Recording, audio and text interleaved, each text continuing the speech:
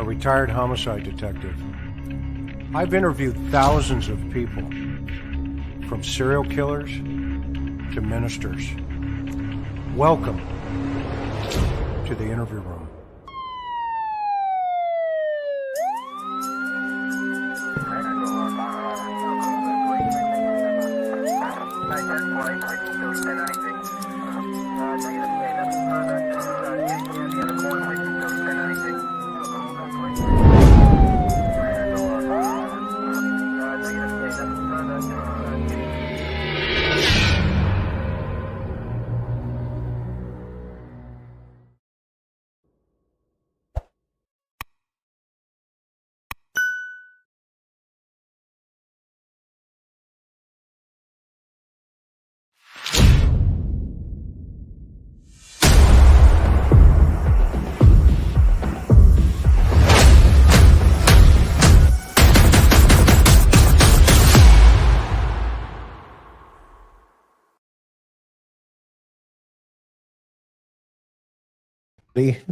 On this wonderful Sunday evening, we are grateful that each and every one of you are here this evening. And if this is your first time here, we want to welcome you.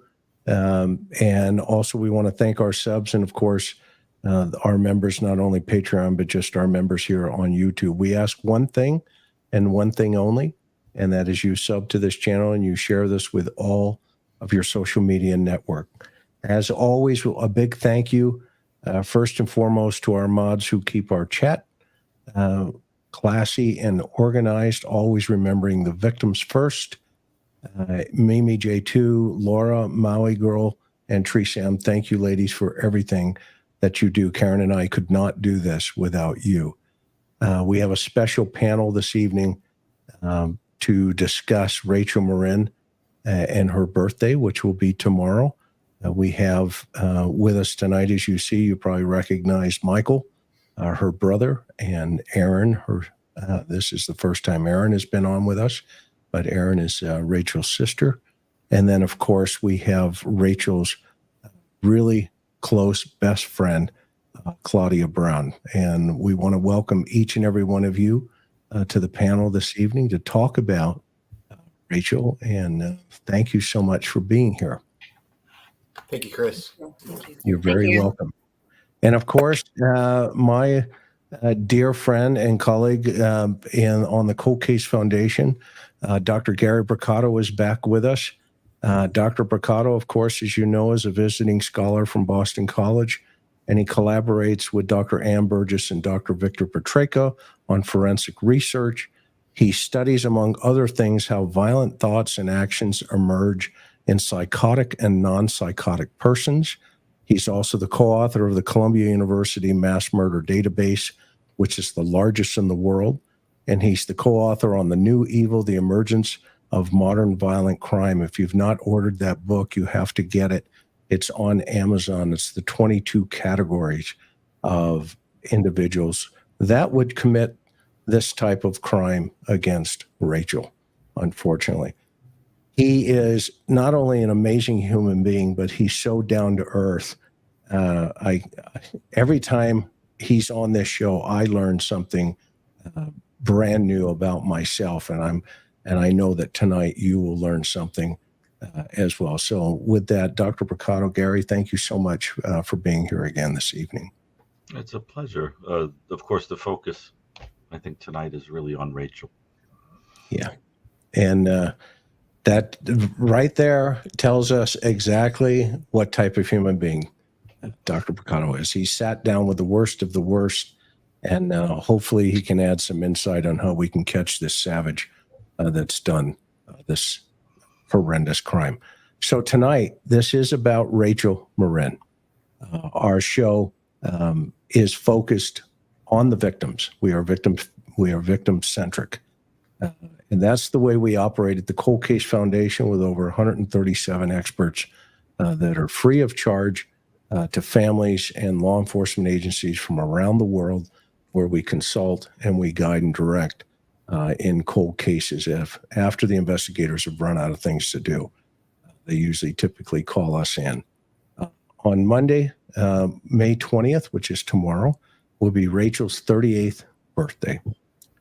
Her friends and family always want to talk about her in hopes about causing someone to come forward in helping identify her killer, who is still out there. So as a recap, she's a 37-year-old mom, a mother of 5. And on August 5th, 2023, she was killed while jogging the trail in BelAir, Maryland. Her body was found the next day.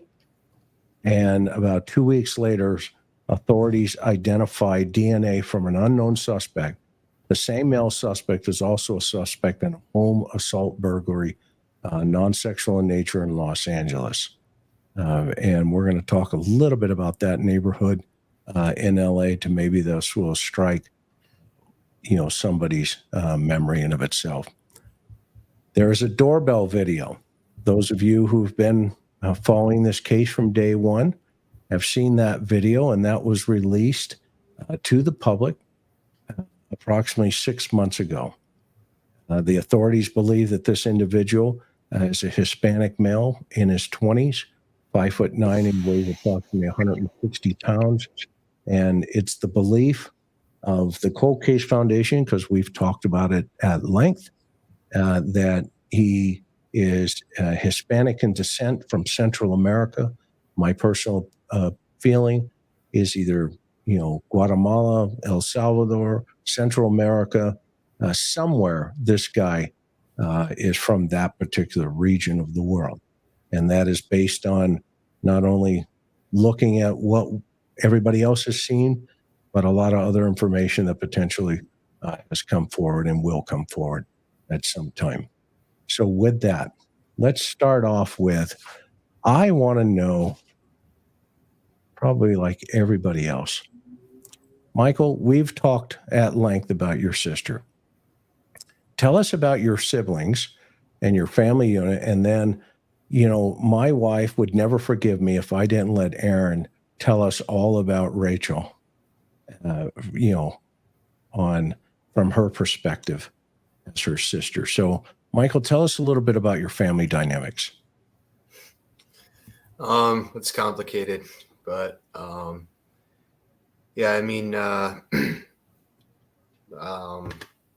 Erin, there's Joshua, and then my sister Rebecca, and then my brother Nathan, then myself, then Rachel, then John, and then finally Josiah.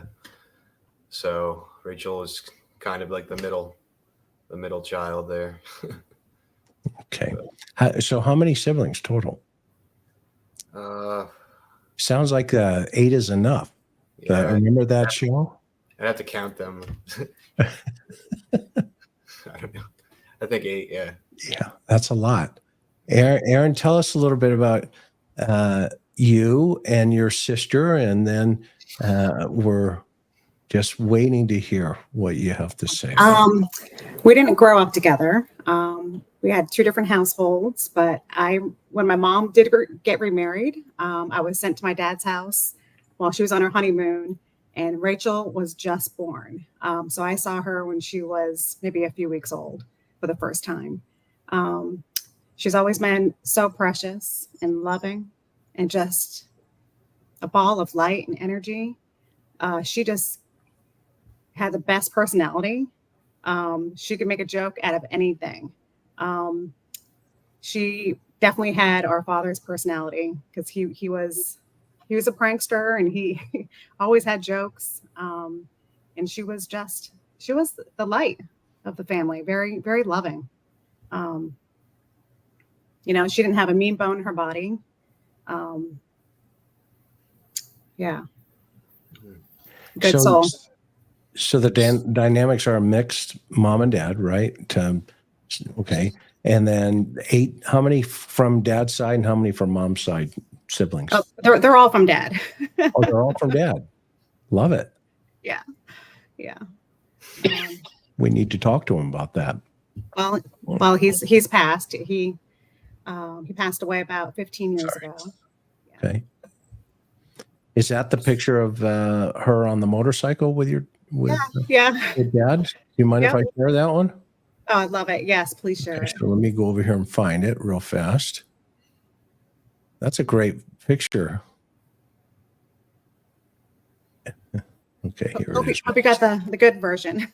I got the good one here. All right. Let's see here.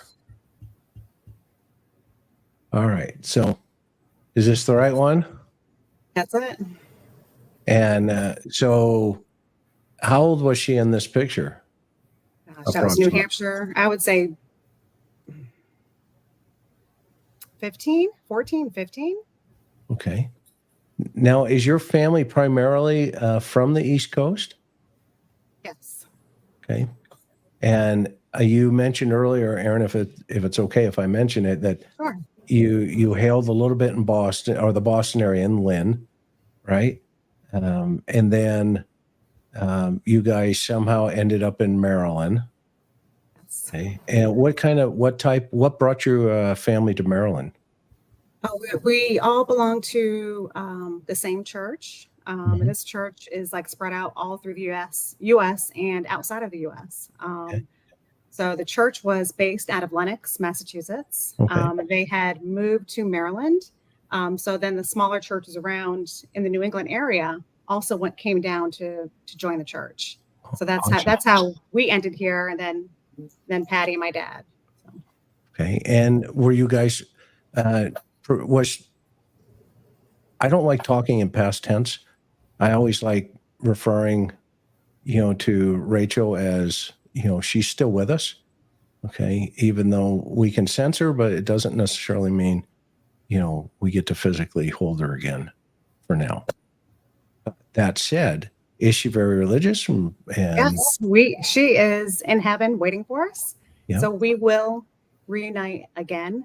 Mhm. And, I've had my talks with God, and I've had my talks with Rachel, and I know that she is,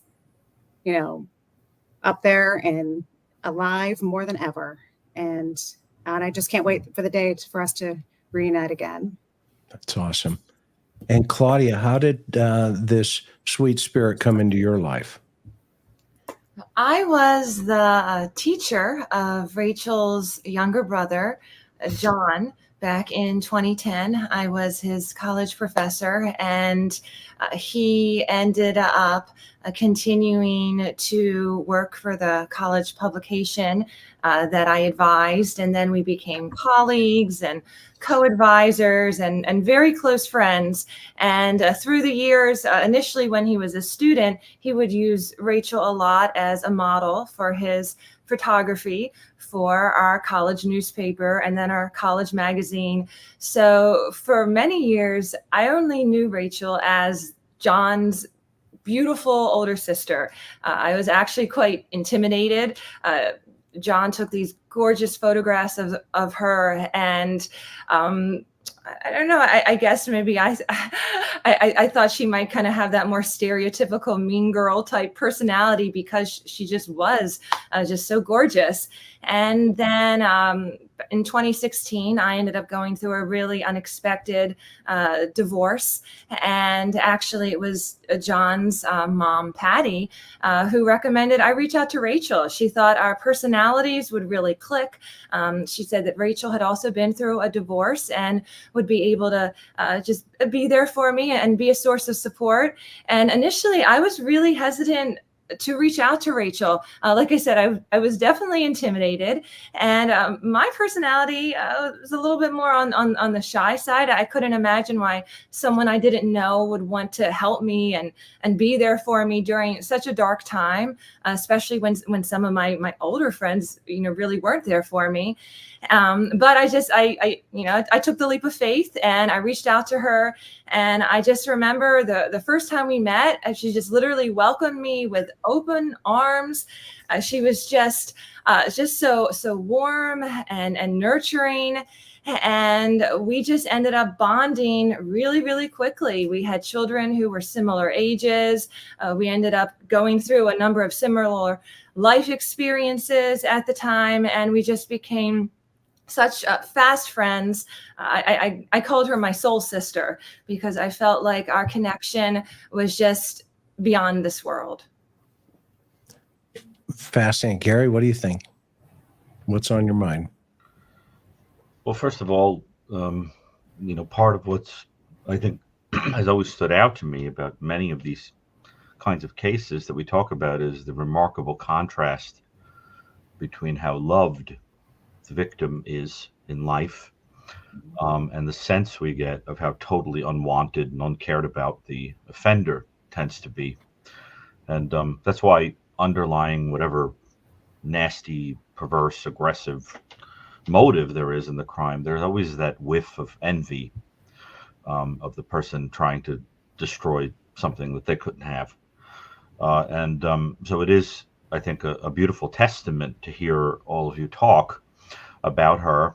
One thing I did want to ask is how, Michael and Erin, how your mother is doing.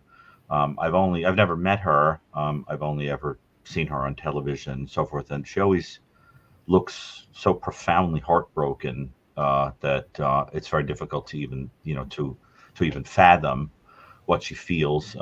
Chris and I have encountered many people who have lost children to violent crime. There's nothing like it in the world that is even describable. But I'm just wondering how she's doing, and maybe everyone would like to hear. And is she continuing her efforts to try to help in the discovery of the killer? I know she was making a lot of effort in that department. Yeah, to be quite frank,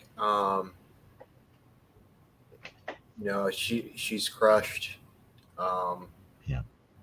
And she's a Christian. She has Christ. So we have that hope. But it doesn't take away the pain. So it's really heavy on her heart. Mm-hmm. So she's just been prayerful, that this guy will be caught. But yeah, she's really, really hurting right now. So, Yeah. I think some people say time heals.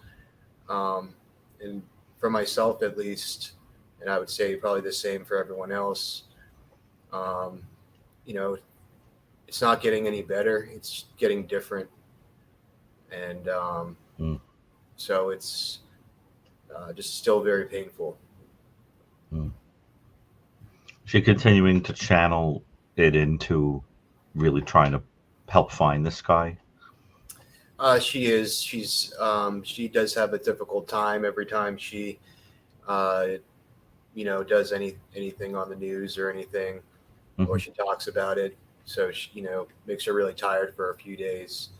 So, I think she does that strategically, like picks and chooses what she's, going to do. But I think the grief is getting in the way of that a little bit at this point. So, yeah. Erin, anything to add to that?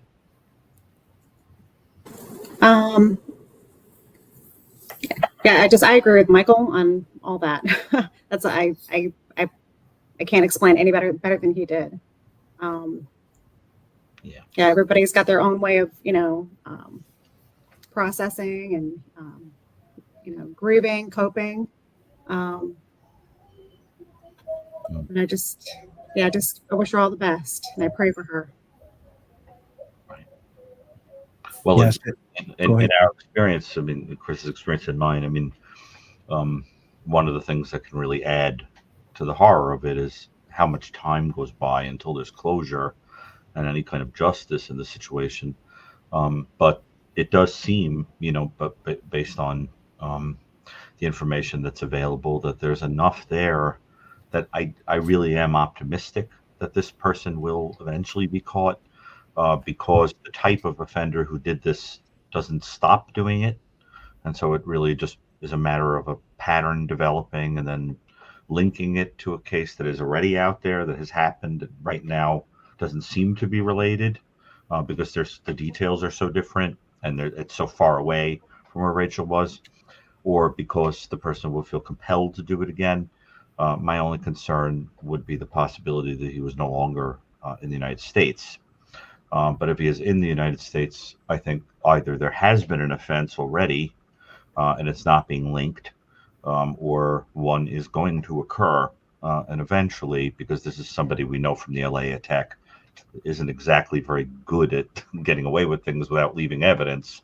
I think it's really just a matter of time. It looks an awful lot like the kind of cases that tend to get solved. When you say, Chris, I mean, I think we can be optimistic that it's more a matter of when, as long as he's in the U.S. If he's outside the U.S., I think this gets a lot more complicated. But tell me your thoughts, Chris. No, I agree with you 100%, Gary. I mean, and the fact that he's kind of got this, Americanism in him, for lack of a better term, by the clothing, the haircut, the style, in terms of how he's acting. He's extremely, and this is maybe important for the siblings and for Claudia, her best friend, to give them a sense of what makes this guy tick, because I'm coming from a position, Michael and Erin. I lost a son who was 20 years old in 2003. Much different than the circumstances you guys are dealing with, and our other children, our daughters and our sons, they deal with it much differently than mom and dad.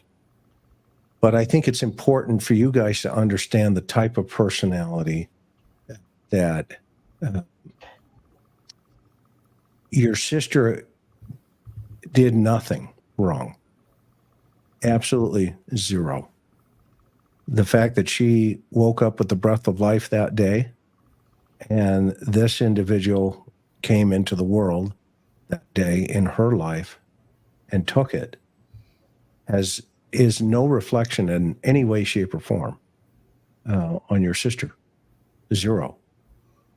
She is, what we used to say in homicide, we don't get to choose our victims, okay?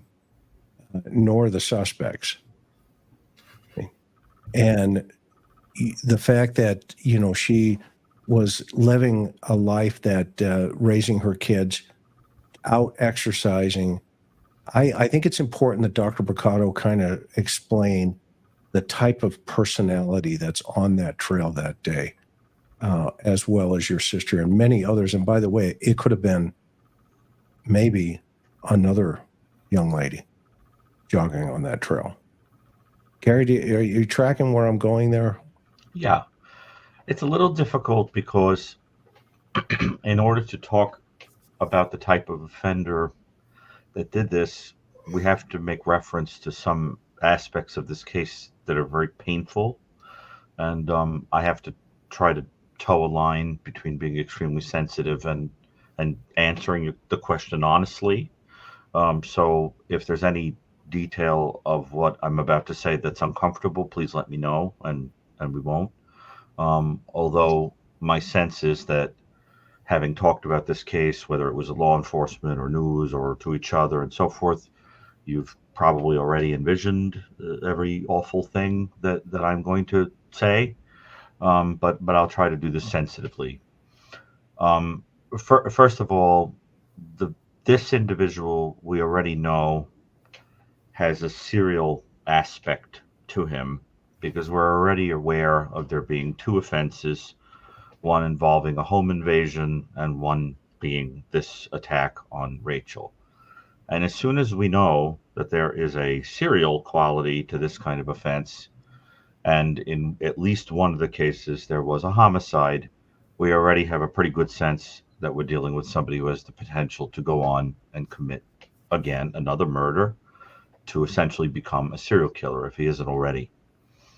The vast majority of people that are serial killers are motivated sexually. The primary motivation for doing what they do is the use of sexual aggression as an expression of feelings of domination and control, to compensate for years of feeling out of power, alone, rejected, and so forth. So we can already surmise, based upon thousands of these people that we either have read about or have studied or have even dealt with. I've even had to treat individuals that commit crimes like this, or individuals that are incarcerated that you're visiting for forensic reasons. And we learn that they do tend to have pretty typical themes in terms of what they describe. And what you immediately start to get a sense of is an individual who almost certainly would have grown up in some kind of unstable, transient home environment, who would have experienced a very great envy toward people who are happy in homes and who are loved. Hence, I think the symbolism of the home invasion and destroying the happiness of that home while people were sleeping and vulnerable. I think that the idea is you're talking about an individual that has some kind of impulsive, aggressive, sexualized drive, who almost certainly set up an ambush situation, as many of these offenders do, on that trail, just outside that tunnel, and almost certainly leapt out at whatever female happened to be passing in front of that ambush area, picked up some kind of thing, probably a rock, and hit her with it. And when she was subdued, moved her to the area of the tunnel, I think, and did whatever it is he was going to do prior to the homicide. We also know that most people who do this do not commit the homicide as part of the thrill. They do it because they have to eliminate the witness. And we don't know where he went after doing that. I won't get into the mechanism by which he probably did what he did, but there are patterns of how people tend to do things. And my guess is that the individual basically slipped away and, being transient, went somewhere else and very random, or back to LA. But I don't believe he remained where he was, because he's a transient person, I think.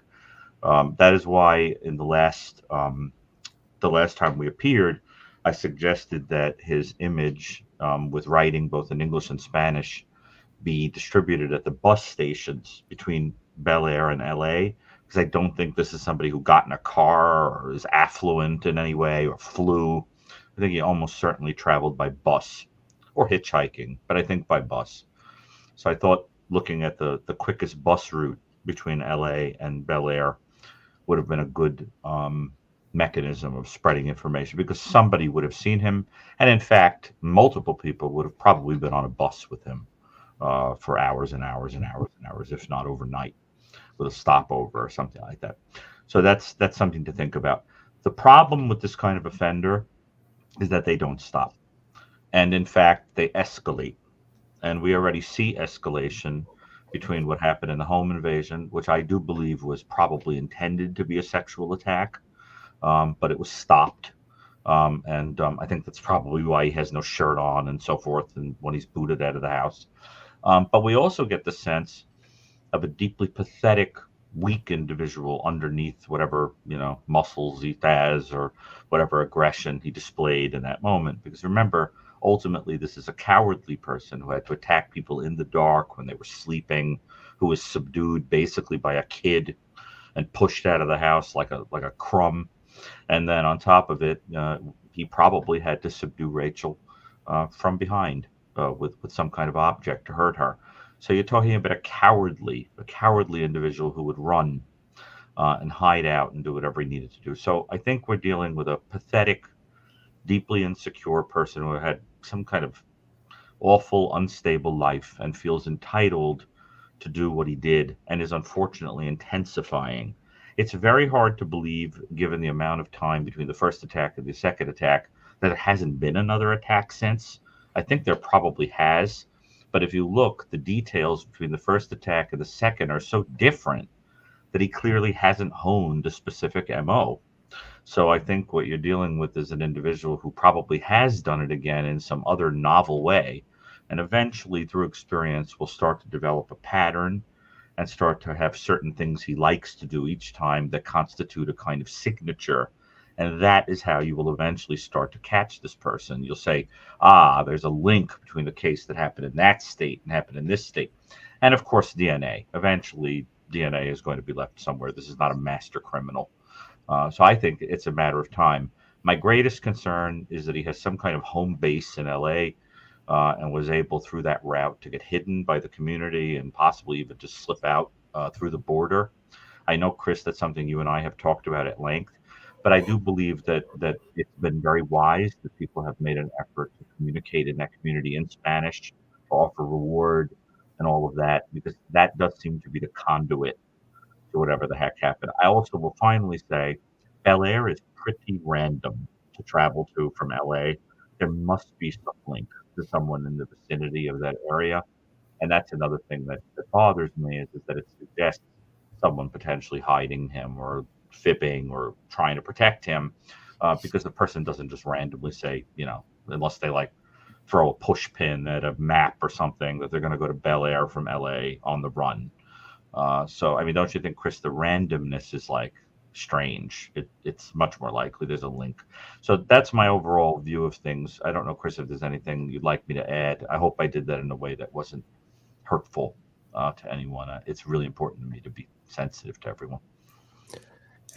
No, I think it was great. Any questions, Erin or Michael? Any, Claudia, you can ask away anything about this individual that we think, potentially could be the target guy. Yeah, I know. I think they figured out that he had a cell phone in his pocket. Were they able to do any kind of pings in the area off the towers to try to, triangulate to see? Yes, you can. Further details? Yeah, you can. And in fact, there are a couple of programs that are available to do that. There's the most robust program is a program called Gladiator. It's called Gladiator Forensics, and what that does is it takes the triangulation of the multiple cell towers around, and it actually can narrow it down even further to within. I've seen it put people right in the backyard. Okay, the challenge with that is, if this guy is I think what you have to wrap your mind around at this point is the fact that he didn't kill anybody in LA, but he selected your sister and took her life. Okay? As Dr. Gary is talking about, what you're watching is the emergence of the development of a serial killer. Right. Okay. Yeah, it's like, not to use crazy names of other people, but it's like Ted Bundy. Your sister was his first victim. Okay. And now you see this emergence. What's going to be the next emergence process in this? The victim in LA, that person doesn't die. Your sister does. And so now he's in a learning mode. He's learning how this works. Okay. I also feel like he's getting more bold, because I feel like with him being escorted out of the house, he was very casual about it. But again, it was at night, and it was with minors. And now we're seeing him. I mean, August 5th, around 6 o'clock, 7 o'clock, it's still light out, and there's a lot of people that walk that mom and pop trail. So now we're seeing him getting bolder, where it's like pretty much in broad daylight. There's more people around. It's outdoors, Right. I think So that's a that's really frightening. important point, Erin. And you have to remember that when the average individual is doing something risky, we have a kind of limbic system that would get pumping, adrenaline and all of that. Our amygdala and other, our brain would be pumping in a kind of fight or flight reaction. But the problem is when you're dealing with a person who is psychopathic, is that almost by definition, they don't have that fear reaction. As a matter of fact, they're walking around in a state of numbness. And the whole point of doing these things is to try to thrill themselves into feeling something other than that screeching emptiness. And so what happens with people like this is they need to keep upping the ante simply because it's like a drug that just isn't doing it for them, and they need more and more and more. It's interesting. I think, like with a person addicted to a drug, they take it, they feel a thrill, and after a while they plateau, they need more of a drug. I think sometimes with psychopathic people is they think they're going to feel something when they kill, and they feel nothing. So they kill again, thinking if I make it a little more dramatic, maybe I'll feel something then, and they still feel nothing. In other words, there's a difference between a person who's plateauing in what they're feeling and a person who's trying to feel anything. And I think you get a mixed bag of these kind of offenders. All I know is that the boldness is related to an increasing need to try to feel something more and more powerful. So unfortunately, you can imagine that the next crime, if there hasn't already been one, will probably be more awful. And unfortunately, what happens with these people is that committing a sexual crime and killing an individual afterward to eliminate the person is no longer enough. So then they tend to start to kill the individual as part of the thrill. And then when that's not enough, they start to prolong the process of killing the individual, sometimes through cruelties, slowing the death down and things like that. And that is why I think there's such an incredible urgency to catch this person. There are only a few hundred people probably active in the country at any given time that do this kind of thing. This is a very rare creature, but they are profoundly, profoundly dangerous. And, the fact of the matter is he's out there. Chris, we've dealt with offenders like this for a long time. We know the numbers of victims that they can have. Ted Bundy supposedly had, I think, 34. There probably were way more than that.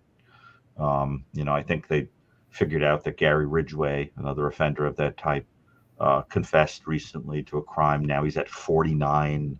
You're talking about incredible numbers of victims. And then, of course, there's the ripple effect of how it affects the entire family and so forth. The Cold Case Foundation has always put forward the idea that there's a ripple effect, that the whole community is a victim of the crime, that the evil of it transcends the death of the individual.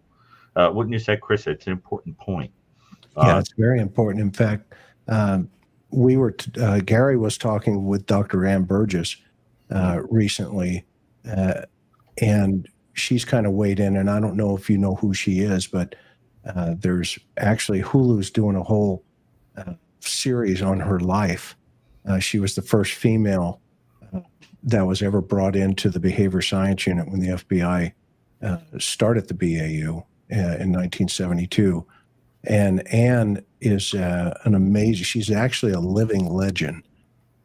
And Ann's feeling, Gary, express what you and Ann have talked about potentially about this guy. Everybody that's in the behavior science unit now in the FBI, okay, Ann's like their protege. Their mentor, like their legend. Okay. It was John Douglas, wrestler, Ann Burgess, and, a couple other guys. But Ann is like a legend, and she's weighing in on your sister's case as a behind the scenes with conversations that we're having. So, well, she's very intimately familiar with the area where the attack happened.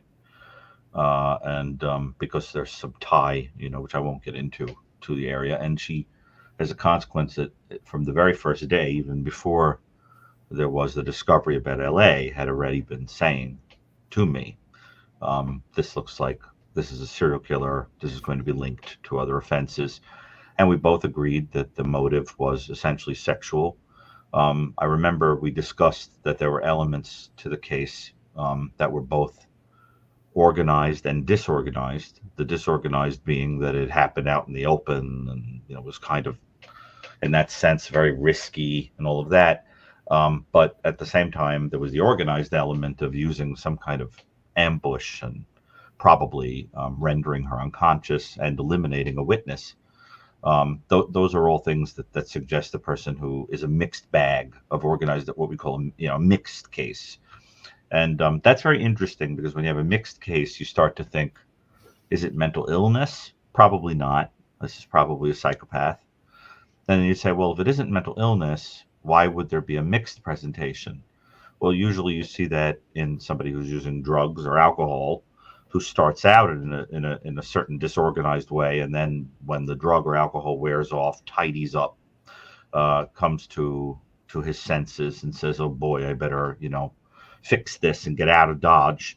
Therefore, based on a lot of experience with this, I would not be surprised if alcohol or drugs were the kind of come on before the offense. There are a lot of offenders that use that to get their boldness up, like, for example, Ted Bundy, who would drink prior to going out and selecting a victim. The other thing that's very important about this case that stands out when thinking about other offenders of this type is you sometimes have offenders of this type who have what I have termed, actually in the literature, I call the prototype of for the killer. And the prototype means that there is a specific individual that has hurt this person in life, mother, father, women in general, a certain person of a certain racial category, a petite person, a tall person, whatever. And that person becomes the prototype in their mind of the surrogate victim that they're looking for. Because the whole idea is that person, that innocent person, has to have the leveling of the playing field played out on them. And so what some of these people do is they go out and they look for an extremely specific victim, like a casting agent that's trying to find someone who looks the part. And Ted Bundy being a good example of someone who did that.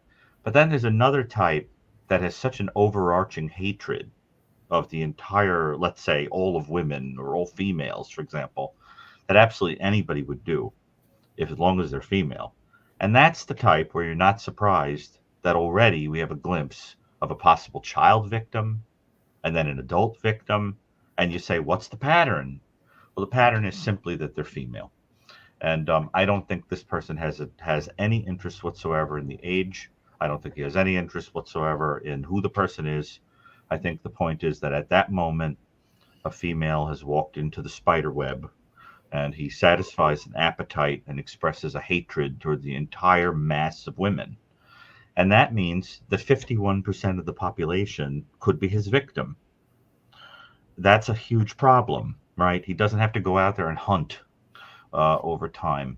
Now, Chris, talk a little bit about the hypothesis you have that he's not in the country anymore, because that is very alarming to me. I think if he gets over the border, I don't think he's ever going to be found again. I really don't like to think about that, but I'm deeply concerned about it. And I'm wondering what your thoughts are on that. Well, I think this is why geographical profiling, where the gentleman that I think Doug Matt, Gregor, had brought in, those pieces of the puzzle become critical to understand. Why was this area selected, and what's the main reasoning behind it, and those kind of hypotheses always bring into play. You'll kind of get a sense, and it's a very small piece of an offender's personality, by the way. It is not the offender's personality. Just because a piece of territory was selected, it is a familiarity part of their personality, of why they select a geographic region to attack. I mean, because if we look at the two environments, we go back to South Central Los Angeles, and we look at South Central LA, where this house was on 78th Street. I mean, that environment. I mean, if you guys were to drive in there, if Michael were to drive in there, or anybody else, you would actually need somebody around you, because you would stick out. And that is a type of neighborhood that, we used to call it DLR, does not look right. Okay? And you would you wouldn't fit. In fact, you could be killed because it is that type of intensity in a gang neighborhood. But Chris, you've been to the place where the house. Yeah, absolutely. Absolutely. Yeah. And this area in of itself, let me pull it up real fast. I'm going to finish answering your question. And one of the things I also want to point out here while we're talking about, the reason I want to talk about the offender is your sister's birthday is, if he finds out about it, is an important piece of the puzzle. Okay. If this guy's on a development phase, i.e. he's moving up into, this ability to learn and continue to be successful in that learning phase, then every type of important event around your sister's life becomes his. Right. Okay. And, Doc, get into that a little bit more, but this is the neighborhood here for our audience watching. This is the house where the first attack occurred. And if I go down in a street view, and I did this a little bit ago with Erin, but if I go down here to the street view and we take a look at, I did a program a couple, 4 or 5 months ago about this particular neighborhood. And this is the house where the first attack occurred. But if you go down here on 78th, Florence and Normandy are not far from this particular area. And that area in of itself is so significant. But when we get down here, you can see that, this is an area you have to know this area. Okay. And then that tells us you also have to be in a position where other people know you potentially. Okay. But the problem in these kinds of neighborhoods like this is they're, high immigrant. They don't trust the police. They don't talk. Reward funds don't work, okay, because they recognize, well, if I say something, then if there's a family member who's a family member who's of a family member who's a gang member, then it becomes very problematic to get them to say anything. It's like pulling teeth. Okay?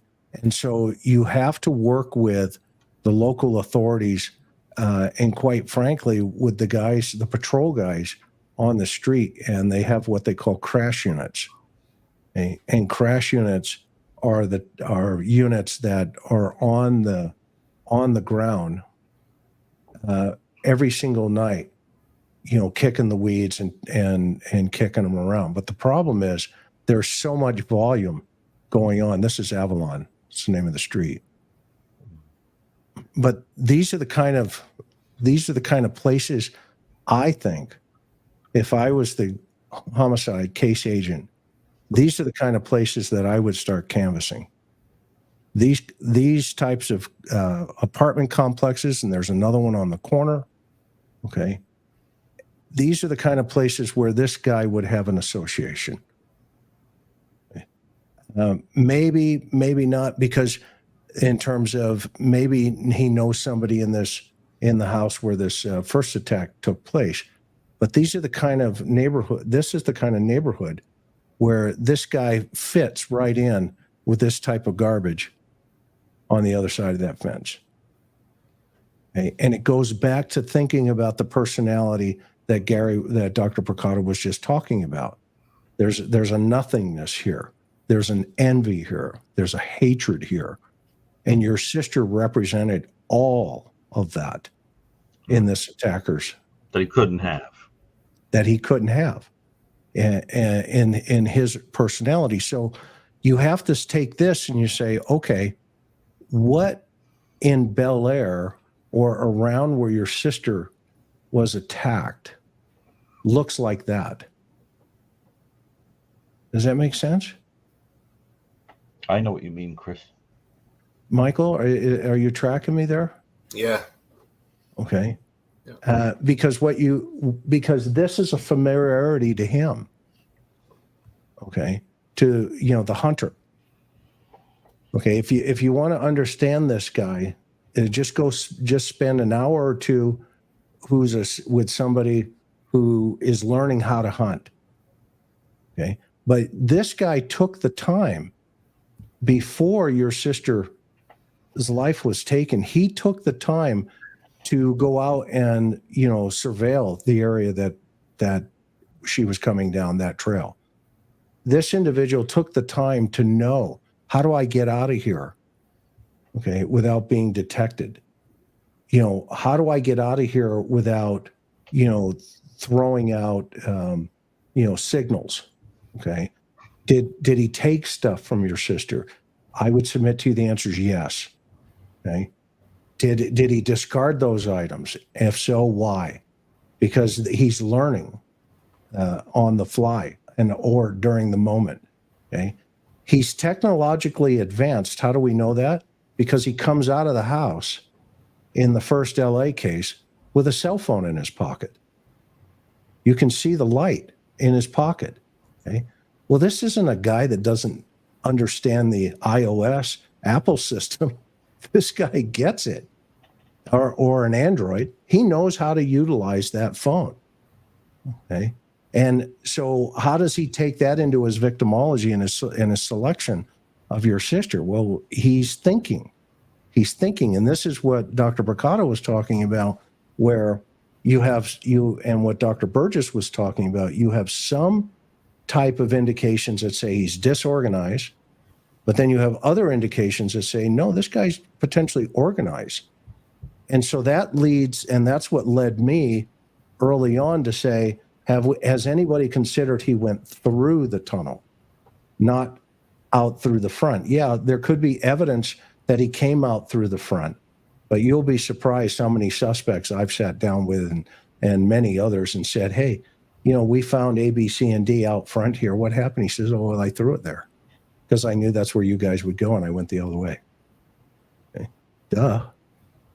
Okay. So those are always a possibility, and you never take them off the table.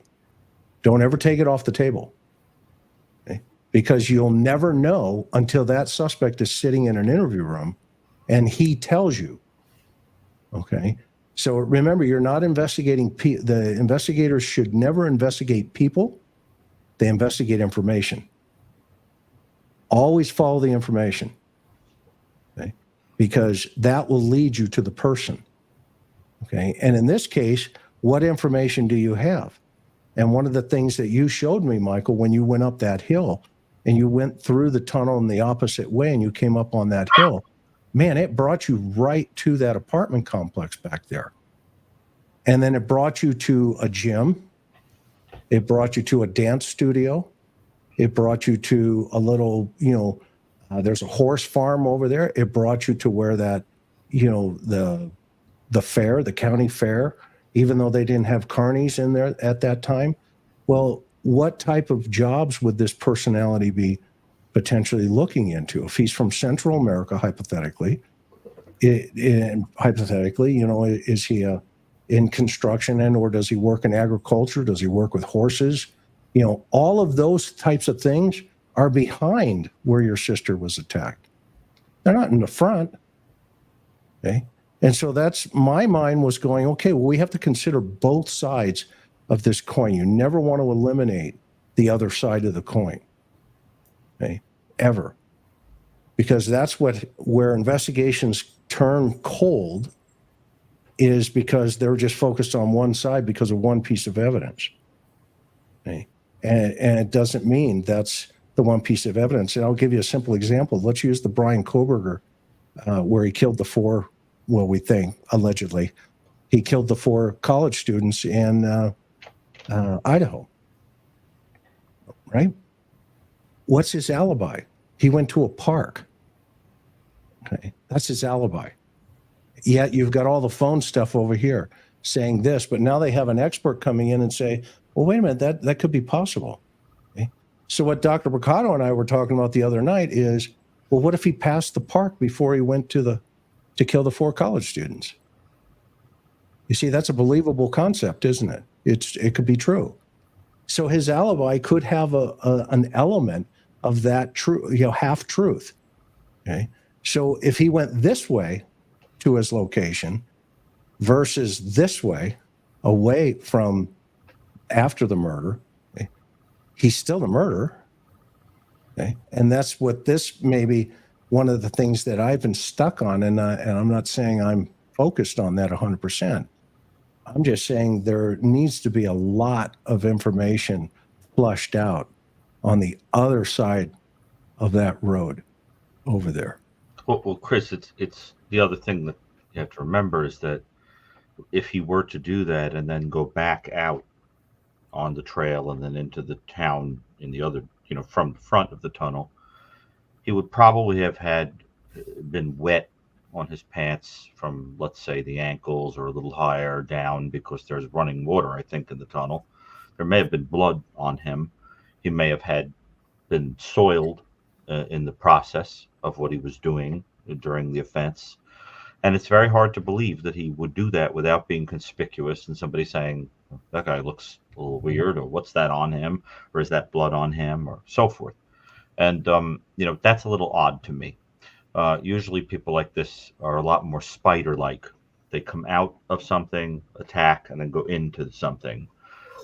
You mentioned, Chris, about hunting, and I think there are different kinds of animals that hunt. This is the kind of person who would be a lot more like an insect or a reptile that hunts by setting up a lair into which they can retreat with whatever it is that they attack and pull into the lair, because the key is that they want total privacy with whatever it is that they're going to do. That's very different than something like a lion that leaps off of a cliff and attacks right in the middle of the grass. Because they're unafraid of anything around them. I mean, if something comes up to the lion will attack them too. This is more like a small reptile or insect that would pull into a pit or a private area, and that is probably the place from which he retreated after he was done doing what he did. And it's important to understand, because I've learned from talking to offenders that they think of themselves that way. They learn from things like that. And, they are predatory in that manner. But the other thing is about him, to get back to your point, Chris, about dates, is that there's a different kind of predation in this kind of person. We talk in the world of biology, we talk about parasites, creatures that live off of the life of other living things. And there are also creatures that are called saprophytes, which are creatures that live off of something that has died. And this kind of offender is sort of like that. The idea is that underneath the sexual thrill, underneath the leveling of the playing field, underneath the aggression, ultimately is a pathetic desire to be somebody. And by leeching the life and the story of the person that you've killed, you're bound together forever in history. Unfortunately, forever, anybody who looks up Rachel is going to see the name of this person when it is ultimately discovered. And it's terrifying and gross, but that's the truth of it.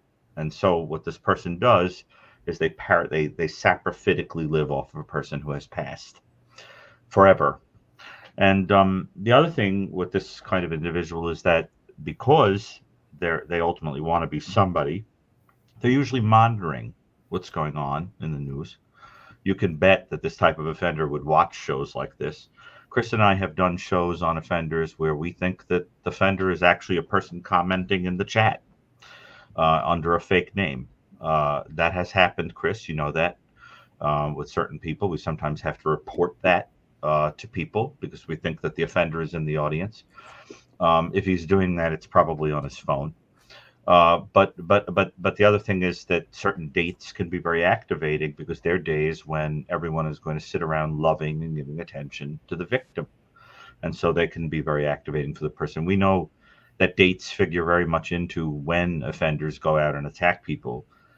They tend to be close to significant dates that remind them of their own isolation, birthdays, holidays, anniversaries, times when people are getting together. Could be especially activating, and so we don't know. And we also don't know if some special event led to going out and attacking Rachel, and if the anniversary of her passing will also mark another year rolling around for that activating event. But I think, Chris, you made a good point about the dates. And I think it is important to remember that this guy is feeding off of this. I hate that we have to talk about him. I hate that his face has to be on the screen, because I think he pumps him up like a terrible Dr. Seuss character that just bloats and gets bigger the more you talk about him. And I wish he could just go away. But unfortunately, we have to talk about him because he's going to do this again. Yeah. Now, Claudia, you've been real quiet up in the upper right-hand corner up there. I'm curious what you're thinking. I guess on what specifically? Just in general, what's your sense overall? You knew Rachel intimately as a girlfriend. And what, I always tell people, we live 3 lives, right? Our private life, our public life, and our secret life. And those that get into our secret life, there's only like 4 or 5 of them that are allowed into that inner circle. I'm curious, what you've experienced since her passing, and tell us a little bit about that poster behind you as well. All right. Well, I guess first of all, one of the things I experienced shortly after her passing, which was very difficult to deal with on top of the obvious grief, was I was receiving messages from a profile that fit the killer's description. And this happened for an extended period of time on Instagram. It was very alarming. And I went to the FBI about it. I also went to the Harford County Sheriff's unit about it. And so I think there's a lot of information that we don't know. And I think there are most likely a number of individuals out there, not just one individual, but most likely a number of individuals who have information on this case and who know who committed the crime, who know why it was committed. And I just plead with anyone who would have any information whatsoever that could lead to some closure for her family, and in particular for her children. I just really plead for those individuals to come forward, because I think there's a lot of things that don't add up. We've already talked about that a little bit. And I think when things don't add up, there's a reason for that. And there are people out there who know why things are not adding up. And I really hope that they can find the courage within themselves to come forward, because living with that information is going to be something that weighs on their mind. And I would really encourage them to have the courage to speak up. And then you had also asked me about the poster in the background. So Rachel and I, we celebrated a lot of birthdays together. And so as her birthday was coming up this year, I just felt it was really important to pay tribute and to celebrate her. And so I had a gathering at my farm yesterday.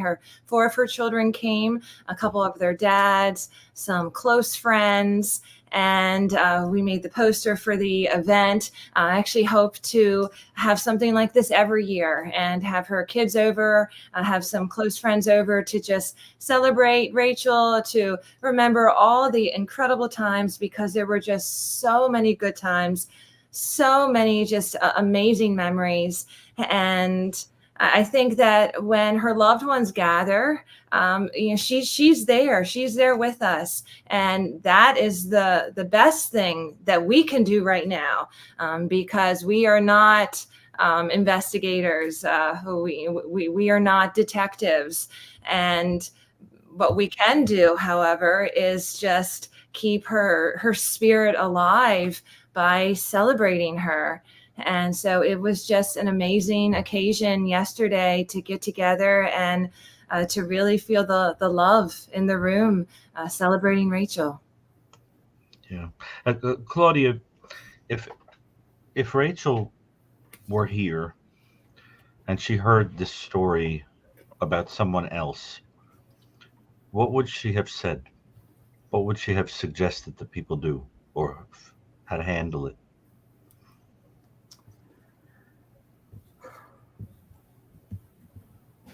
I think she would suggest that you need to read between the lines. I think it's a little odd that the Harford County Sheriff's Office just kind of ruled everybody out so quickly, and that the possibility that the killer might have some type of connection or even be a hired killer has not been explored. So I think Rachel would say we need to dig a little deeper. We need to dig a little deeper. We need to read between the lines and maybe open our mind a bit beyond what has Right. been shared publicly.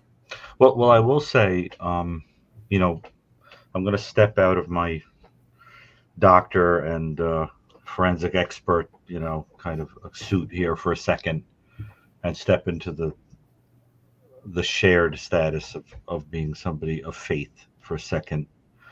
And I will say to you, when you pray to Rachel, you should ask her to help identify who did this.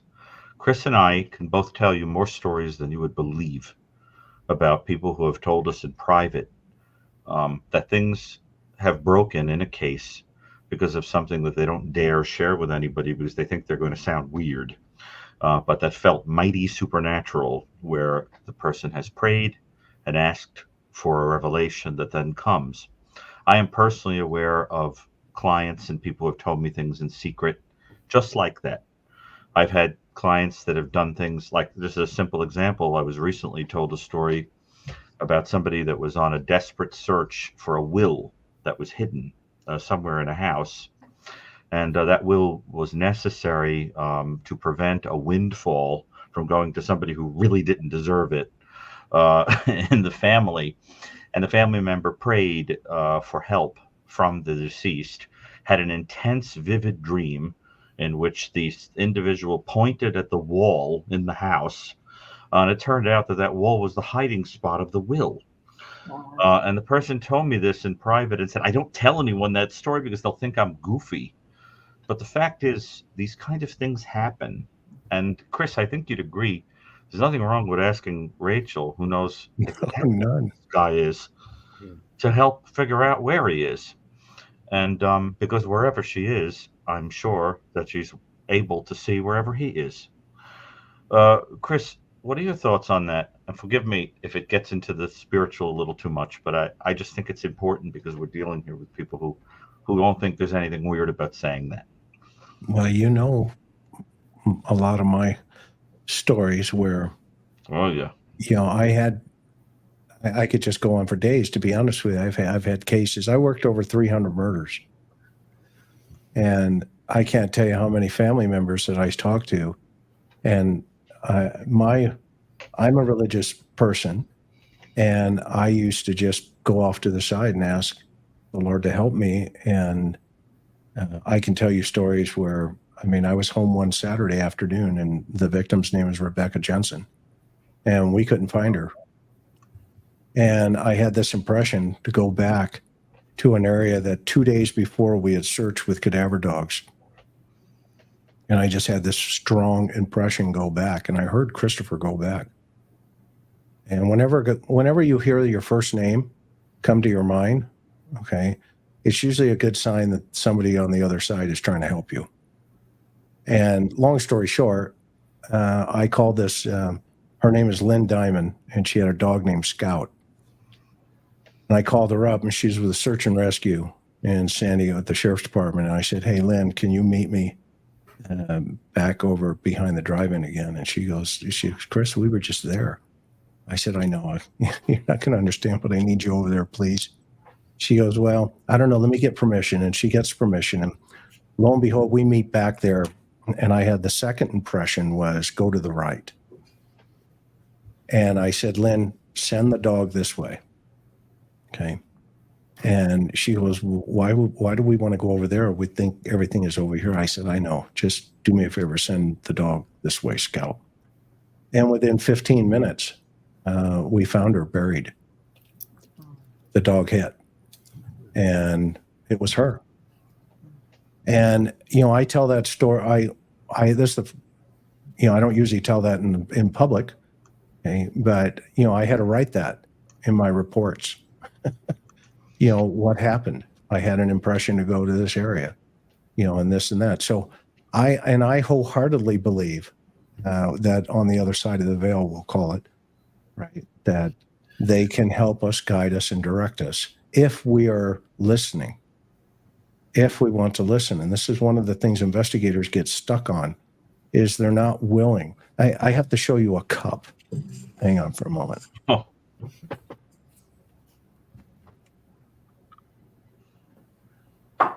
Chris, can you hear me right now? I can hear you. And by I the feel way, like I'm talking through a Ouija board. about the Can you Brucato. hear me, Chris? Yes.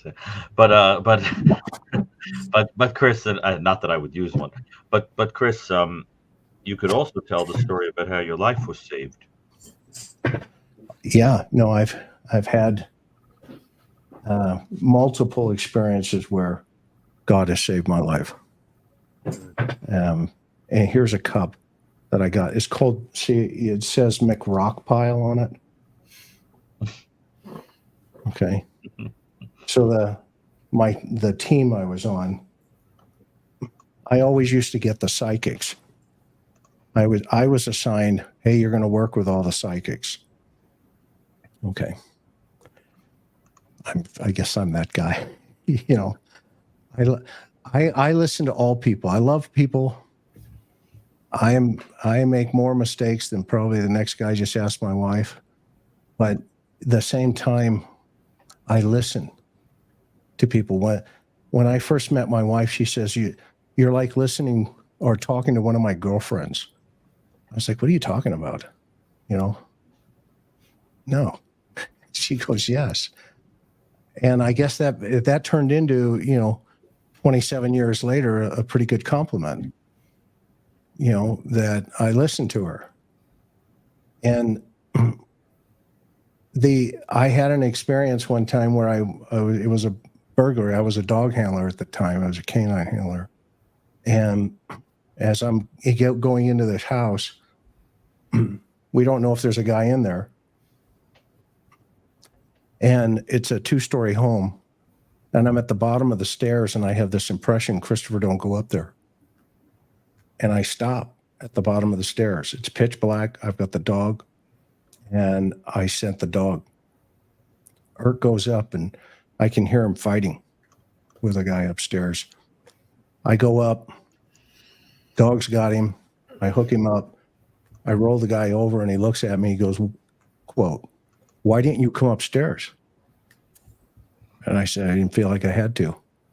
He goes, it's a good thing. He had a butcher knife about that long. He said, I was going to kill you the moment you got up to the top of the stairs. And I said, well, tonight's not your night. You're going to jail. But those kind of stories like that, they happen, they're real, and it happened. There's nobody can tell me differently.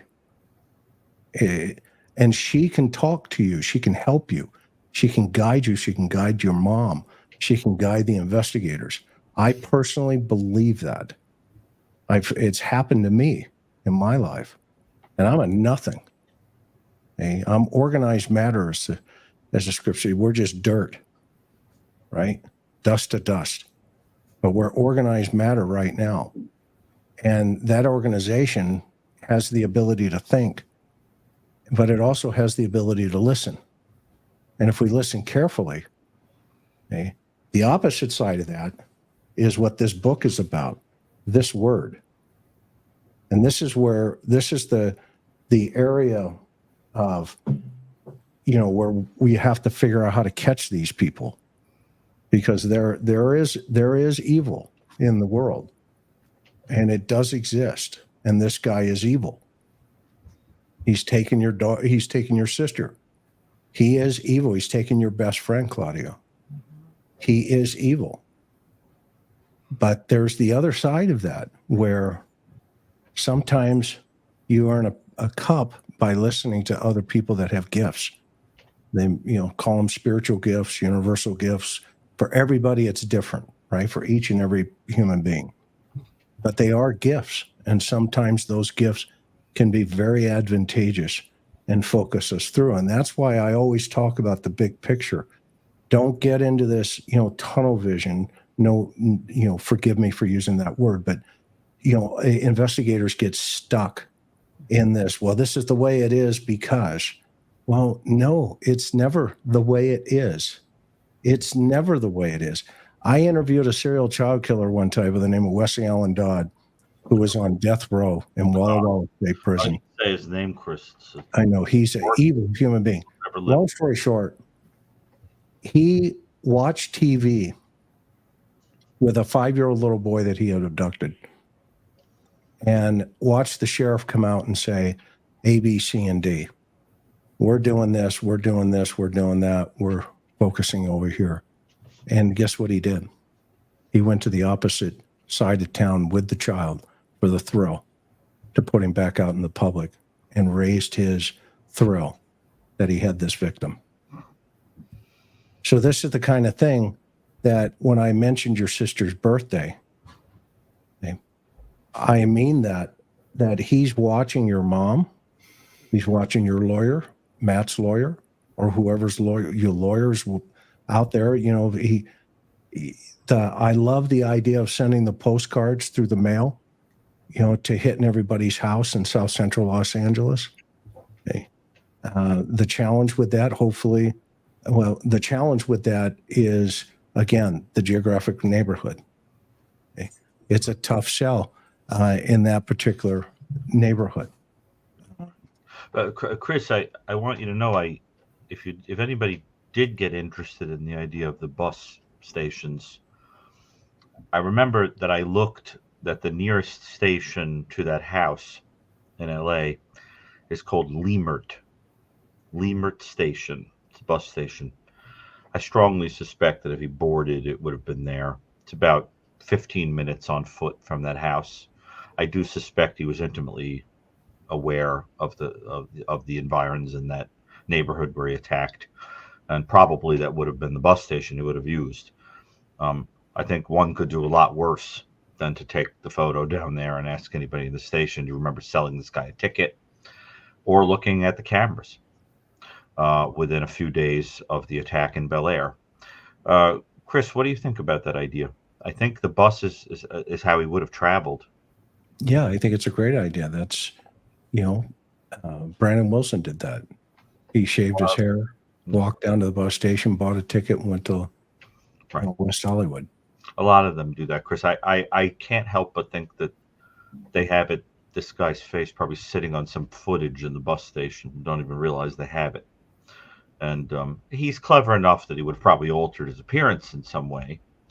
You know what I'm saying, Chris? Perhaps some kind of hood or, you know, some other kind of thing. But I just think that that's the most likely. This doesn't seem like somebody that's driving around in a car or, you know, flying in an airplane.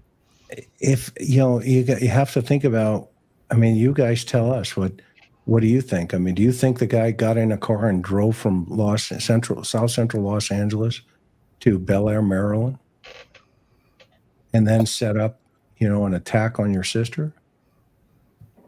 Does that sound probable? Doesn't seem likely. And I feel like people would see, you know, California tags, you know, on a car.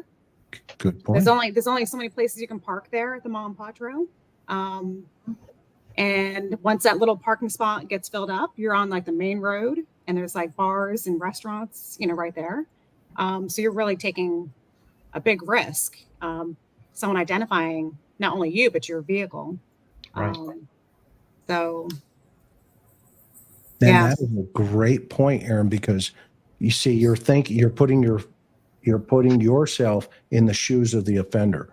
That's really important to do, because what you said, that's a great risk. Remember, this guy lowers his risk. That's what he, as the organized side of this, he's got to lower that risk. Okay. And that's one of the things that Michael and I talked about early on was, why is this guy going back out through the front? I mean, hypothetically, if there were people on that trail, somebody may have already seen him before. I don't know. I feel like he might have stayed there until it got dark. That's just my gut feeling. Okay. I see him staying there with Rachel until it's dark enough for him to leave the trail. Because once it's dark in that area, people don't walk that trail. It's emptied out, you know. So that's just and my. What time around that time would it get dark? That is a great point. That's an excellent. That time of year, I would say 8 8:15. So he's got a 2-hour window. Yeah. Okay. That's a great point. That's a solid point. It needs to be considerate, take it into consideration for sure. Is that a possibility? Yeah. They're a very different type of offender who remains with the body of a person that they've killed in close proximity after the offense. There are some like that, but they tend to conceal it or flee from it or whatever. But there is a type that remains there, and it's part of this process for them. But if you're suggesting that it was done just to kind of hide out, then that would make me think that he had been sort of living in the tunnel for a little while beforehand. That it might have been a place of concealment even before the crime. It's entirely possible. Somebody in the chat suggested that he also could have hopped trains. That's a possibility too, but my instincts strongly tell me that somebody should be taking a look at the bus stations, and probably putting up posters with his picture in Spanish and English. And I think they have to revisit the footage. Chris, how many days do you think it would take on a bus to travel from LA to Maryland? 5. So whoever he was on the bus with would have spent a lot of time next to this guy. Yeah. Absolutely. And there's probably somebody in the neighborhood that where he went, friend, family, associate, somebody's in the circle. So if you take what they call the victim risk continuum, and I'm going to just draw it out here for you. And as Chris says, you're doing that, I'll just say very quickly, I think I asked someone, it would need to be confirmed, but I asked somebody, and apparently you could get on a Greyhound bus, for example, and not even be a citizen. You wouldn't have to show a license or anything like that. Whereas I think it would be a little harder with some other forms of transportation to not have any actual ID or anything like that. So that's another thing that pushed me towards thinking that he might have used the bus. Right, like he wouldn't be able to rent a car, That's what exactly. Or own one or drive one legally with a license. I'm much more inclined to think that he's not here in a documented way, and as a consequence, I was thinking bus. What do you think? But he may be here legally. Yeah, he could be here, right? Because he's got a cell phone. That means he has an address. Okay. You think so, or it could be stolen? But you got to pay the bill. You think this guy pays bills? Doesn't sound like a paragon of morality to me. But yeah, but if it's not, a burner phone, those are usually flip phones. Burner phone. 90% of burner phones are flip phones. But when you see him leaving the house in LA, you can see the glow of the phone in his pocket. That means it's either an Android or an Apple potentially, or a Google or whatever. It said in the chat that apparently it is people. I think law enforcement are inclined to think he is legally here. So okay, it's important for us to. I hadn't heard that, but I'll just put it out there that we are being told that in the chat. So that's interesting. I'm curious how we know that, but that's so that means there's an address somewhere. And even when you buy a burner phone, you have to have some type of name or some type of information that's provided for the phone company to turn it on.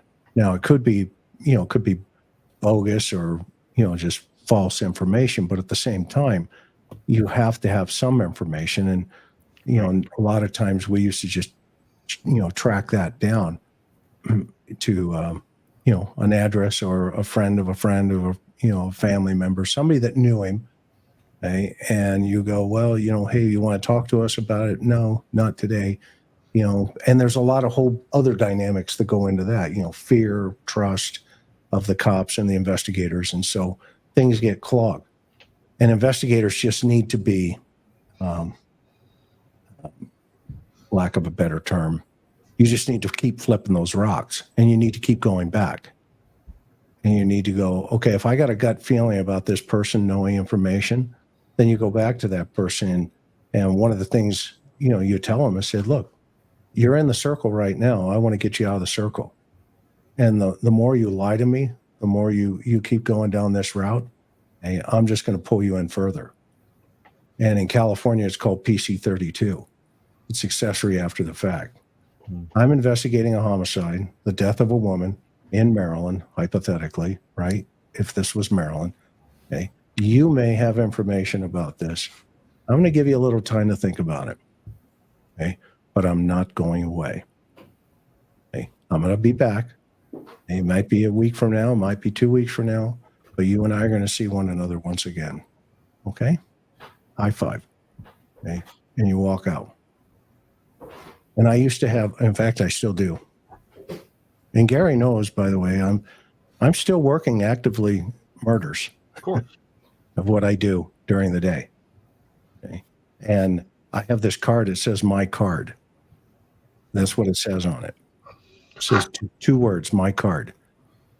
And they're like, well, I don't know anything. And I say, okay, no problem. If you change your mind, here's my card. And I hand them my card. And they read my card and they look at it and they start laughing. It's like, what is that? And I said, well, that is something that you will always remember me by. Here's my other card. And I hand them my business card. I said, you won't remember me, but you will remember the guy that gave you my card. Okay? So you call me when you're ready. And you circle back and you leave. But you have to keep going back. So if people know information and they're scared, they're frightened, they just don't want to give you that information. And in the Hispanic community, that is always a high probability because they don't trust, not all Hispanics. Don't misunderstand me. My partner was Hispanic. Okay.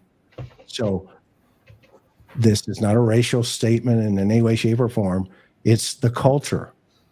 If somebody is from a third world country, i.e. South America or Central America, okay, and they don't trust anybody, the cops or anybody because they've had bad experiences. There's corruption down there, okay? Well, that is taken with them. And so it's like this, zippity-doo-dah. So you have to win their trust and you have to win their confidence that they're not going to be in trouble unless they don't help you. Unless they won't help you. Chris, I wanted to share something that I thought I had never heard before. Matt McKenna is in the chat, and he shared just now that LA, I assume he means the LAPD, didn't dust for fingerprints at the point of entry or exit of that house. That is very disturbing to me. I'm curious if you have any comment on that. I mean, I assume since I do. It's volume. Yeah. It's volume. I mean, they're dealing with 10,000 of these things. They don't know. I'm really surprised they got DNA. Right. I mean, that just kind of boom. What a universe being on schedule moment that was. Right. Okay. Not dusting for prints. I mean, that's at the point of entry and exit. Well, we don't know. I mean, they may have checked, but it doesn't necessarily mean they had them. Okay. What we do know is they took the hat, and that hat had the DNA, and that DNA connected to Rachel, and your sister Rachel is going to save somebody else. I believe that. I believe, now hopefully they can catch this guy beforehand, but I do believe that your sister's working from the other side. I really believe that. And here's that victim risk continuum that I just want to show you real fast. On this side, it's like an L shape, and Claudia, you being a professor, you'll love this piece of the puzzle. I'm teasing. But so on this side over here, it's environment, situation, and circumstance. And then here on the bottom, it's low, medium, or high risk. Okay. And what you do is you say, okay, what's the environment here? Okay. In your sister's case, obviously she's outdoors. Okay. And what's the situation? Well, she's jogging. And the circumstances, obviously, she was found, in the area that she was found in. Okay. So the question is the environment a low, medium, or high risk area? Well, for the neighborhood, it's a low risk environment. However, what's her situation? If she's jogging with her with her ear pods in, if she's got loud music on and she's just focused on where she's going, is that a low, medium, or high risk activity? I would submit to you in today's world, that's up here between medium and high. Okay. And then the circumstances are the time of day, those types of situations, the night, okay, getting close to the evening. Okay. That puts her up here in a high, medium risk, what we would call the victim risk continuum. Okay.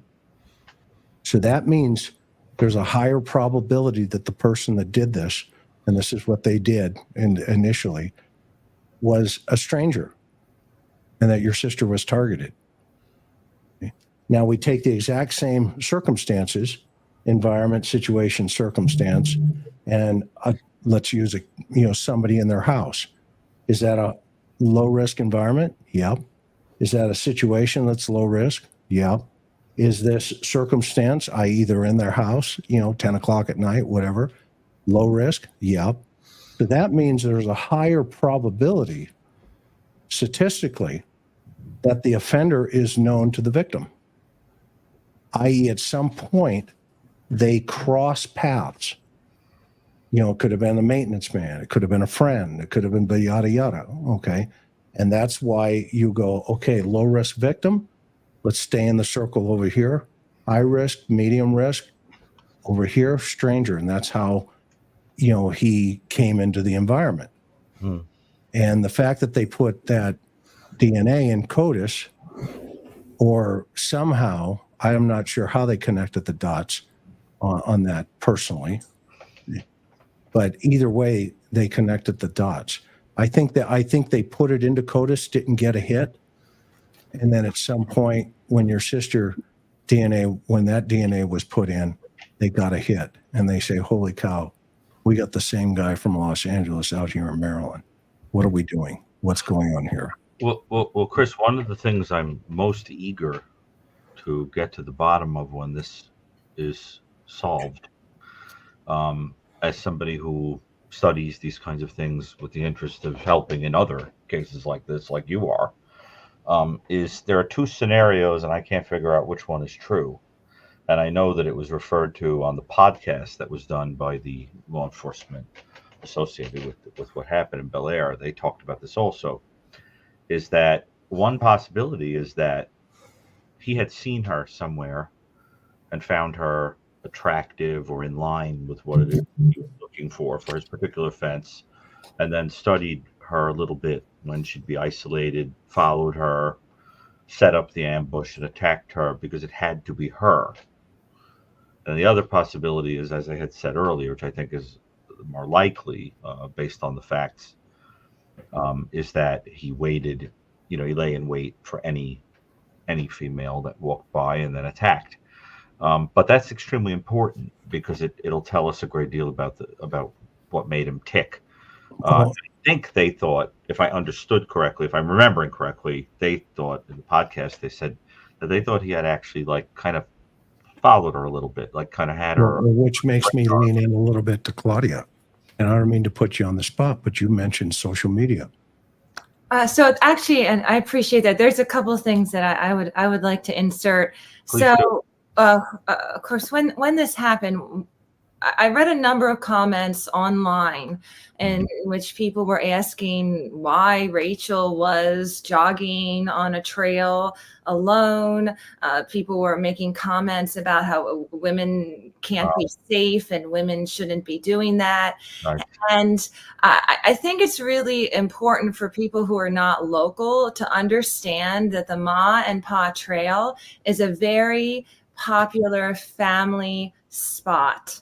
1 week after Rachel was killed, I went back to the trail exactly 1 week later at 6:30, and I walked the trail into dark because I wanted to see who was on the trail and what the environment was like. And granted, this was a week after she had been killed, so I'm sure there were far fewer people on the trail out of concern for their safety. And yet, everywhere I looked, I saw people. I saw a woman who was in her 70s walking the trail. I saw parents with young children. It was summer. It was August. So at 6:30, it was daylight. The sun was shining, and it was quite a long period of time before darkness came. And I felt safe walking on the trail a week after she had been killed. And so when we talk about the risk, that trail, that's a low risk trail. And I'm a little confused why there hasn't been more discussion about the possibility that the crime scene was staged in a way to lead people to think that it was random. So I'm curious why that hasn't been explored more as a possibility, that it was staged, and that there are more people involved as opposed to just this one person. But I really want to emphasize that this is a popular family trail in broad daylight. And as I walked it a week after her death, it did not feel right at all to me that just randomly this happened in this particular environment. Yeah. Oh, go ahead, Chris, please. No, that's all right. Go ahead, Gary. Well, I was just going to say, Claudia, first of all, I really appreciate your thoughts on this. And I will say, I have this kind of dictum that I use when I'm teaching about these things, when people are profiling or speculating about what happened in a case, and they start to think about multiple offenders. And what I always say is, if this person could form a friendship, could form that kind of alliance, they wouldn't have had to commit the crime. The whole point is that this is the kind of person who is isolated and can't form a meaningful allegiance or connection with a person. And as a consequence, I don't think this would have been committed with somebody else. The whole point is to express anger and hostility toward that. But I think at the same time, there are cases where there are multiple offenders, where there's a confederate that has helped in some way. Usually there's one person who's very psychopathic and the other is a kind of weaker-willed ally, or they're not particularly intelligent, and that person's job is just to kind of set the lure or help in some way. But it's very unusual for that to be the case. You sometimes see couples that do that, where it's part of their sexual perversion to do things together. But this particular type of crime is disproportionately committed by totally isolated men. And I think based on statistics, we would just make it but you're correct that it's impossible to say for sure. But I think based on statistics, if we were, betting on it, I would think this is going to be a male who couldn't form a meaningful connection. But it's always interesting to hear these ideas. The other thing is, Chris, we certainly have a thing or two to say about how information goes through the game of telephone and social media and on the internet, and some of it winds up hurting the case so much, and it's so offensive and to the family and to the victim and to the and it's heartbreaking. But if you were looking at the chat, for example, Matt also shared that he said, I have reliable word the FBI was very unhappy with the HCSO for suggesting Rachel was stalked. And that's interesting because that's consistent with what I had said, that if I were sort of creating a profile of this, I think that she just walked into a trap. And it sounds like FBI, much of whom I have learned a great deal from in terms of learning about their methods. I think that this was random towards a woman who happened to walk into that trap. The other thing is, Chris, that is important to think about is, would we expect that if this offender attacked again, that he would attack a jogger and it would be in an isolated road and etc. And everyone, of course, got excited when the Laken, remember the jogger was killed by an undocumented immigrant some months ago, and there was this immediate kind of excitement that, oh, the MO is the same. He even vaguely looks like the sketch. Is this going to be the guy? And it turned out the DNA ruled that out. And then we had to spend a lot of time telling people over and over again, they're not the same person. But I think that was rooted in the idea that we expect that the offender is going to kill again in exactly the same way. I'm not so sure. There are some serial killers where between cases, they change their MO so much that the only thing that winds up linking them is something like DNA or fingerprints or something like that. He may just be an experimenter, Chris, who opportunistically uses whatever he can. And as opposed to this being part of the thrill. And I think that's what's making him so hard to catch. My guess is he's done this again, but the crime isn't being linked because it looks nothing like this and it's not in the same area of the country. We should be looking at mountains of cases that are unsolved in which females are targeted, to see if across jurisdictions these cases can be linked. Because I think this guy is like a leaf in the wind. He's totally transient. He's all over the place. Don't you think, Chris, that he's probably going to wind up having committed other offenses? Yes, and to dovetail into what you're saying and to what Claudia was mentioning, you mentioned about, and I want to kind of go back to this concept. You mentioned you were getting some information on social media through your Instagram or something like that. My question is Rachel in any of those photographs? Oh, it's a good question, Chris. Claudia? In which photographs? Well, you said early on that you had a suspicion that there was somebody that was, kind of off base on your social media, and you turned that information over to the feds. My question is Rachel in any of those photos with you? Well, I had an account that was messaging me for a couple months, and there was nothing that linked Rachel to this account, but the account, like I said, the profile, the name, the photos, all of that fit the description of the killer, and the messages came almost immediately after that DNA was made public. Ultimately, there was somebody else behind the account. I don't think it was, I don't necessarily a bot account, but the timing was quite suspicious, and it was very odd. It was very odd. Okay, and so was Rachel was it an Instagram account? Instagram. Mm-hmm. Was Rachel in any of those Instagram photographs? No. Like I said, no. If you were to look at this man's account, there were no photos of Rachel. How about on yours with you that he was IM and that he was? Well, absolutely. There were many photos of Rachel on my Instagram. Absolutely. Okay. Well, that's interesting information for sure. And to the point where it raised your suspicion that you turned it over to the authorities. Mm-hmm. Okay. And if this guy's using, a ghost and a puppet account, then yeah, absolutely. That again, that goes back towards the sophistication. And it potentially, if that is connected and may or may not be, right? I don't know. I don't have enough information. I don't want to go there because you've handed it off to the authorities. But the fact that you're still talking about it causes you some concern. Mm-hmm. And that you have to ask yourself, okay, when you say it's a low risk scenario in that environment, that is part of the environment for the suspect.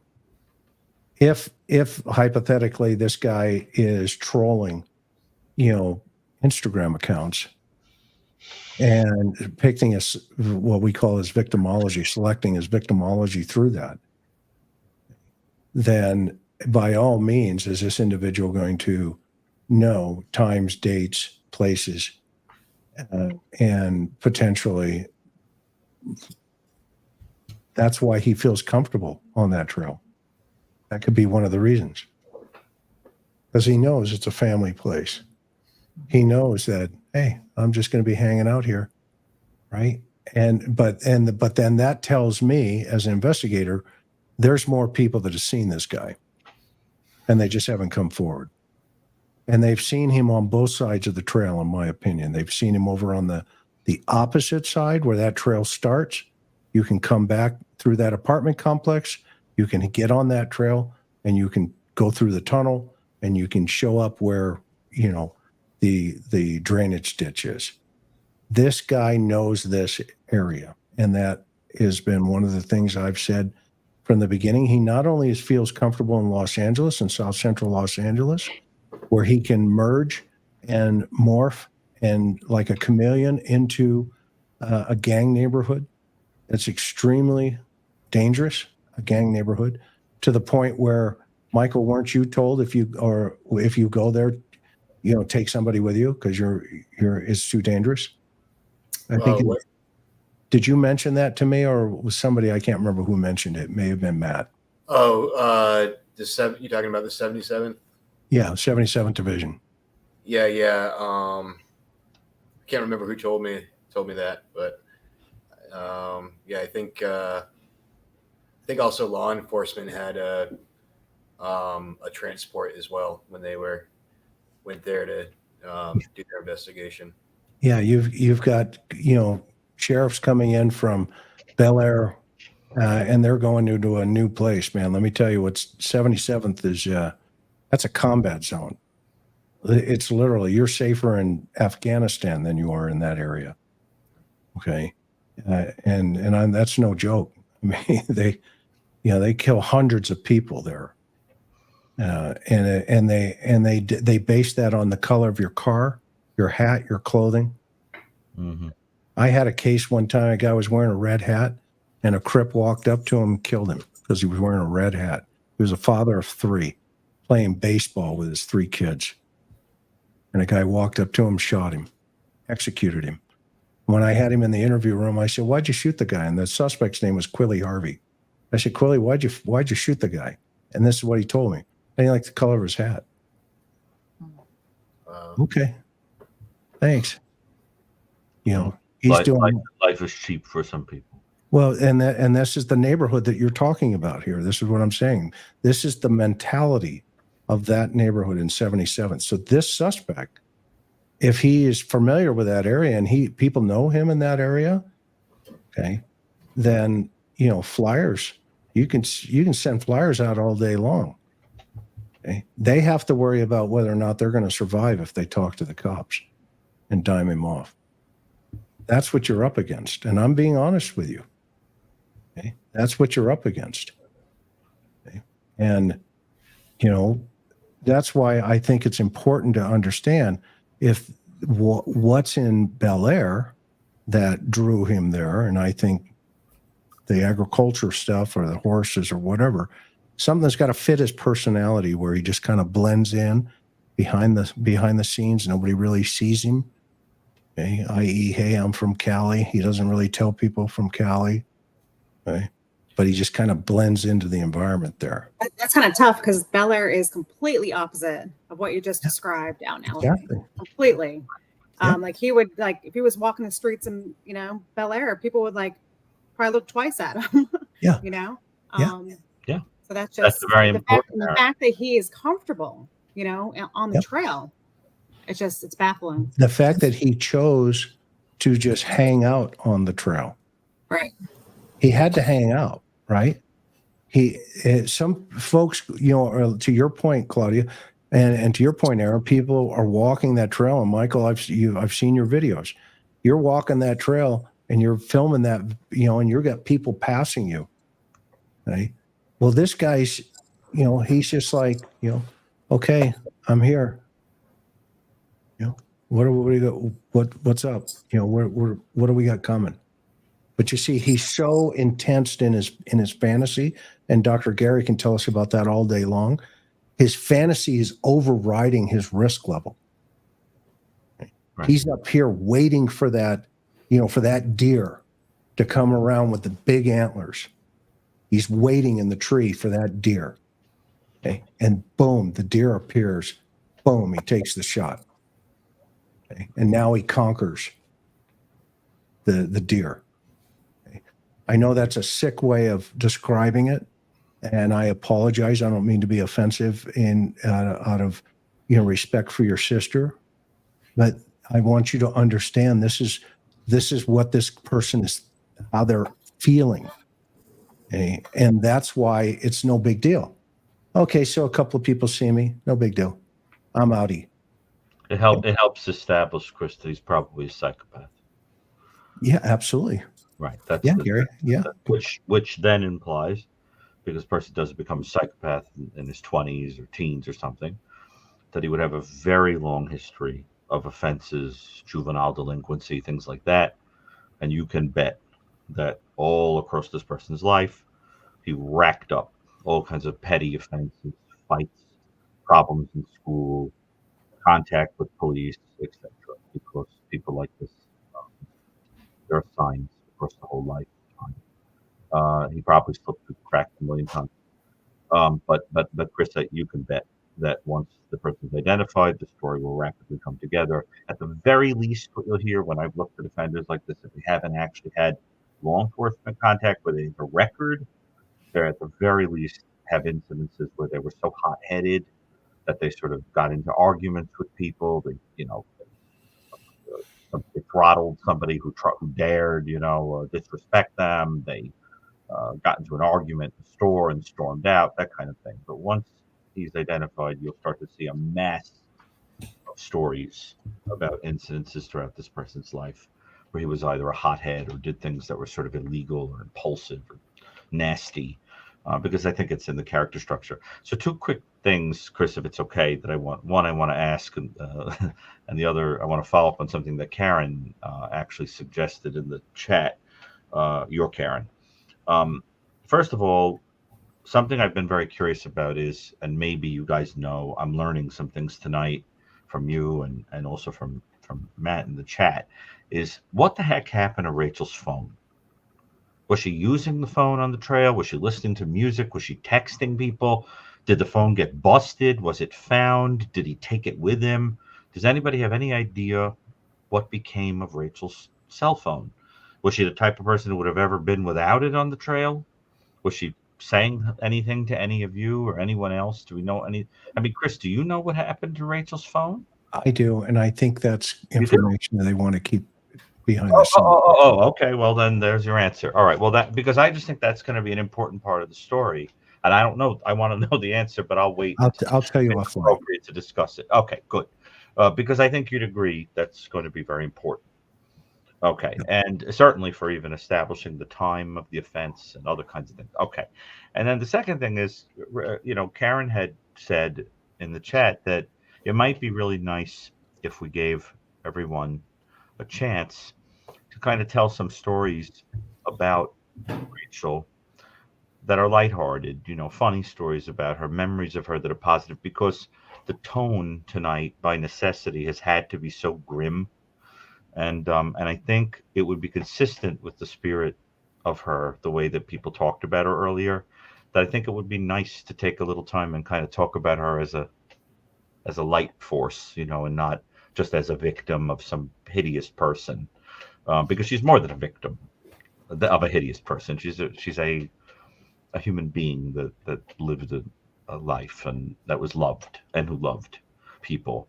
And I think it would be really nice to make people comfortable in thinking about that instead of always having to hover on this awful story. So if that's okay, Erin, Michael, and Claudia, it would be nice if we gave you a whole chance to kind of talk about that, to kind of keep our memory alive a little bit. Sound like a nice idea? Yeah, awesome. Yes. Good. I thought of one just now, if you don't mind. Yeah. She was going through that awkward stage where her hair was all different colors, and she was staying with Dad and Joanne, my dad's wife at the time, and she got really sick. So my dad being dad, he had Joanne take her to the doctors, and so Joanne's trying to fill out all the paperwork and answer all the questions, and so she gets back in the room with the doctor, and the doctor's like, "So what's your name?"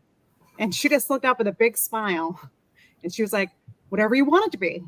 And that was Rachel. That was just her funny personality, just the ray of sunshine, the laugh that would come with that. And she would just light up a room and everybody just started laughing, So I loved hearing that story when Joanne called me a couple weeks ago and we were talking about her. So. Oh, sound like she was like a kind of a prankster or something. Oh, yeah. Yeah. What about Michael and Claudia? Yeah.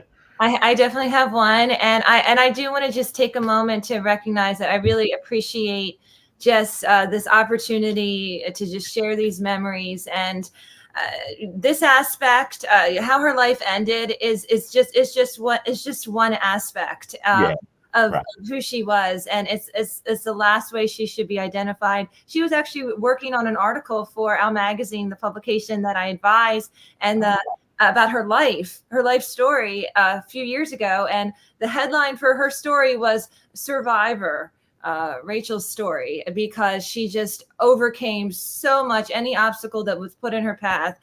She was just such a fighter, such a survivor.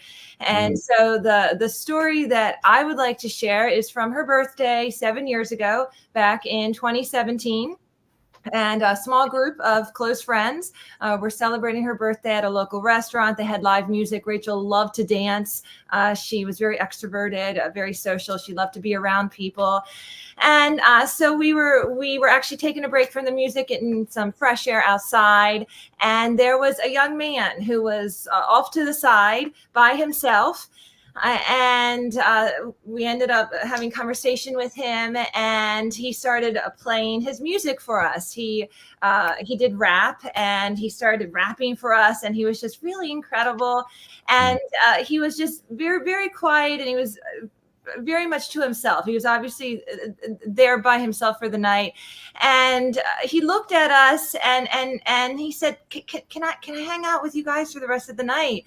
And this was Rachel's birthday, right? And so just a close, tight-knit group of friends. And so she looked at him and she was just like, "What? I don't know you."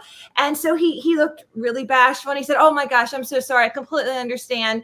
And then she just burst out laughing. She just had the most iconic laugh. And she said, "I'm just messing with you. Of course you can hang out with us." And then he just hung out with us all night, just like he was, a friend from way back when. Listened to more of his music. We just had an amazing time. It was the last time that we saw him. And then a few years later, I actually learned on Facebook that he had passed of an overdose.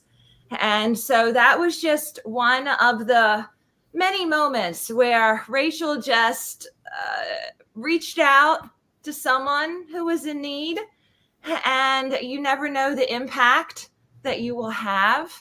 And so that's just one of my favorite memories from her birthday 7 years ago. That's awesome. I love that story. Erin, do you remember holding her as a baby? No, I don't think they trusted me. She was just a couple weeks old. But I remember just, gazing at her. She was like on the kitchen counter in this little seat, and we were just gazing at her, just like being in awe, Michael? Yeah, I have so many amazing stories with Rachel, but all the ones that stick out that I like, I can think of would be inappropriate to say on here. I mean, it was good with family and friends. But I mean, there's just it was a ridiculous amount of inside jokes.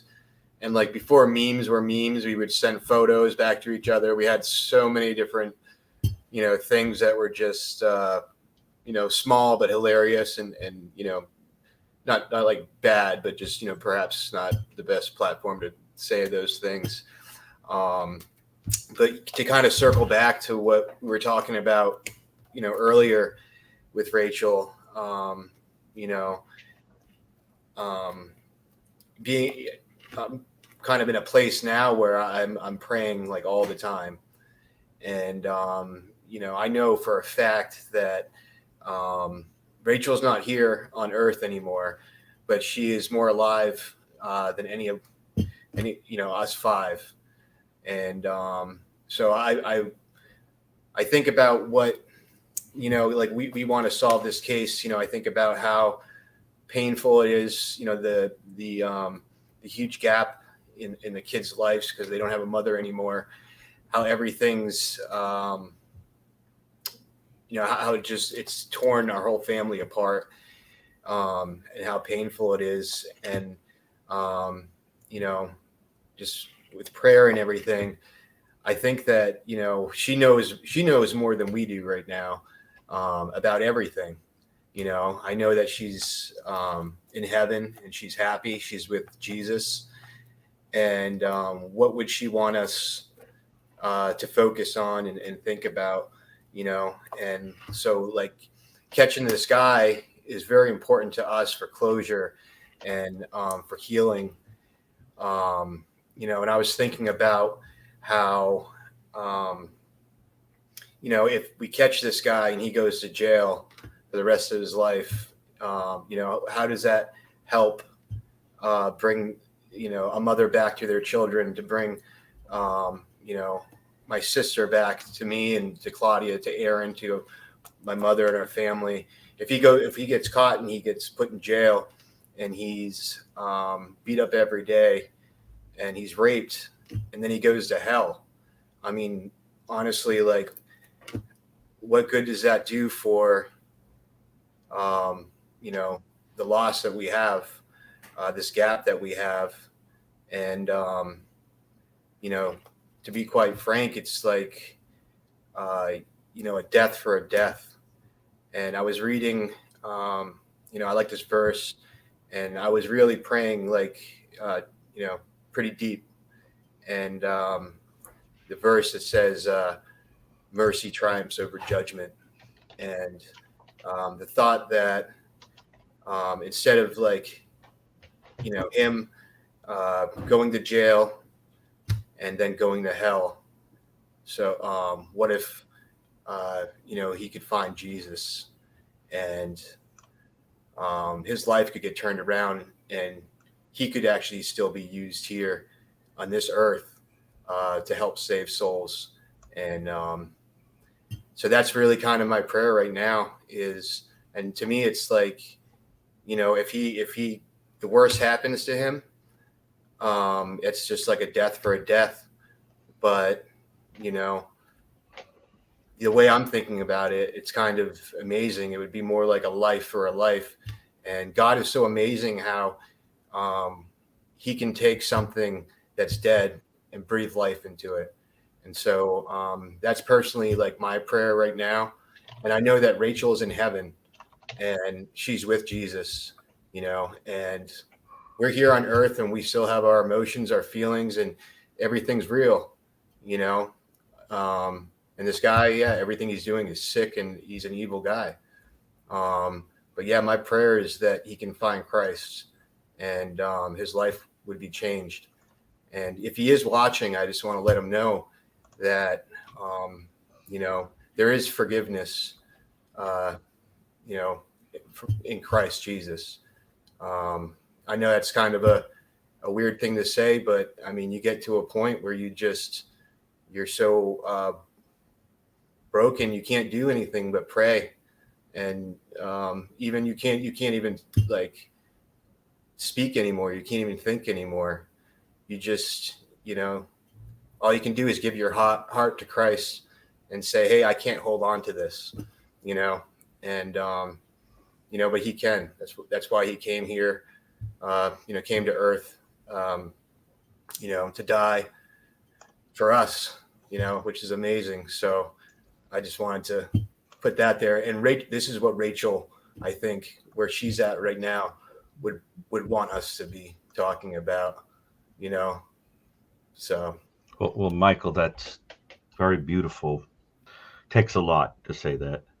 I wonder if any of you, and I'm not sure what form of Christianity you practice. I happen to be Roman Catholic, and I know, Chris, if I don't know if you wish to share your particular faith, but people have different. But there's a story that might be of value to you of a man whose name was Alessandro Serenelli. And he was a man who decided in 1902 that he was going to sexually assault an 11-year-old girl named Maria Goretti. And she refused to submit to him. He kept trying. After multiple attempts, stalking her, he ultimately strangled her to death. But she defended her honor and refused to allow him to commit a sexual assault, screaming at him that she didn't want to go to hell. If he was going to assault her, he was going to have to do it after she died, because she didn't want that on her soul before she died. And after the death, he thought for a long time that she was intervening in his life to bring him redemption. And ultimately, he became a Capuchin monk, a great, great convert, and a very, believe it or not, saintly man who was at her canonization. Maria Goretti became a saint. He attended the canonization at the Vatican, thanking her for the miracle of his entire life being changed. And he ultimately died in a fall at the monastery, but he spent his entire life doing nothing but serving as the doorman at the monastery. And he believed that that was his penance and his purpose after what he had done. And as far as he was concerned, God used a hideous thing to work a miracle. And I wouldn't be surprised if the two of them are together now. So, I think there is something very beautiful about the fact that not even a year after this horrendous event, you're able to make this mystical, theological meaning out of this. Most people take a lot longer than that to come to that realization. I think it's very beautiful. And but ultimately, this is going to be about meaning making, because there's no other way to deal with it. You're going to have to come to some kind of narrative that makes it possible to bear it. One time, when the great psychoanalyst Viktor Frankl, who was placed in Auschwitz, the death camp Auschwitz, was thinking about the fact that his wife, from whom he had been separated at the time of arrival, was killed. And he had a very strong impression that she had been killed. He saw a bird over the fence, thought a little bit about the idea that maybe she was looking at the same bird, and that was a kind of connection between them, that kind of thing. And then she was killed. And he eventually came up with this school of thought, this psychoanalytic school of thought, that's all about having to make meaning out of one's experiences. And he was asked one day, how on earth did you make meaning out of the murder of your wife in the concentration camp? And he said, I thought to myself that by being the one of the two of us that survived, that I'm feeling all the pain and the loneliness she would have felt if I had been the one who died. And so it gives me strength to go on, thinking that I spared her all of that and feel it for her. Yeah. And I always thought that was such a profoundly beautiful concept. And there's a whiff of that in what you're doing, this meaning making and thinking about the fact that there are human beings involved here. And the tragedy of this whole thing is that if there had been one person in the life of this hideous offender who had ever cared about him in that way that you're sort of talking about loving a person, I don't think this would have happened. That's the whole thing. This is a person who was a failure of the colossal machinery of the world, whereby some people are loved and some people aren't. Mm-hmm. And if somebody had done that, there'd probably still be Rachel here. And that's the awful truth of it. And since things have taken a theological turn, I'll tell you that my all-time favorite quote from the New Testament, and I say it in my head often, comes from the Last Supper. And Jesus says to the apostles in John 16:33, I tell you these things so that you may have peace. In this life you will have many trials and sorrows, but be of good cheer, for I have overcome the world. And I think to myself, that's the whole story. And whenever awful things happen, I try to remember that, because what it basically means is we know the end of the story. Right now, we're just in like Act 2 or something. But we know how it ends. We have the cheat sheet. And in the end, you know how this all turns out. So you have to remember that. Yeah, exactly. And I'd say, also for me, it's not like trying to find meaning in something. It's or a coping mechanism or anything. No, it's truth. Yeah. I mean, I have like maybe Yeah. 30 years left on this earth. Yeah. If I live to be 70, then it's like, just speak the truth. Right. And, it's like not just a theological concept, but it's a reality. Yeah. And it's true. It's like, I don't want anyone to go to hell. So any opportunity you have to tell someone the gospel, like all you got to do is, call it to Jesus, and you'll be saved, and like you're saying with this guy and everything that happened in his life, and everyone has their choices and they have to deal with those consequences. Mm-hmm. But he who is forgiven much loves much. And, our God is amazing. And, I just, based on his character, that's what I'm praying for. And, I know what Rachel would want. And, and I'm hoping for that. And, that may not be the case. And, you may see him down the road and he spits in my face, but, I just got to say what I believe. So, well, they spat in his face too. Who was just about to talk? Erin or? I was just going to say what the devil meant for evil, God can turn it around for good. So, there's victory in forgiving people and allowing God to do his work, and giving our burdens to him and let him take it from there, Yeah. So that's important. And what about John's photography? Mike, do you want to say something, or I can mention it? I don't really understand the question, but Claudia can. Oh, okay. Well, I know that Mike had actually mentioned this earlier about bringing it up, but John, who is this Rachel's brother, but the two of them could not have been any closer. Just the very closest, best of friends. He came up just with a beautiful tribute for her birthday on social media, and he's a photographer. His photography is it is extraordinary. Is there a web page that people can go to, or his work is behind me? Yes, it's John Morin Photography on Facebook, just all one word, John Morin Photography. But he's launched a tribute for her birthday in which he's inspiring people to just take beautiful photos in nature. It could be a sunset, some type of nature scene, the sky, and then to post it on social media with the hashtag remembering Rachel Morin, justice for Rachel Morin, happy birthday, Rachel Morin.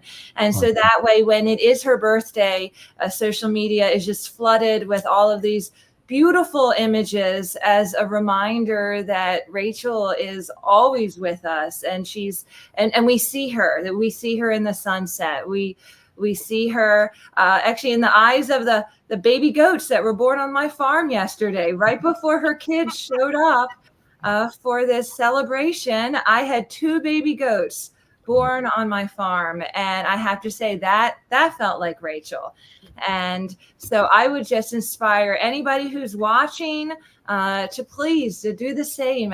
Take a photo, or if you have just a beautiful photo, share it on social media with those hashtags, and just inspire everyone to just appreciate the beauty around us, and to remember that Rachel is in that beauty, and she's always with us.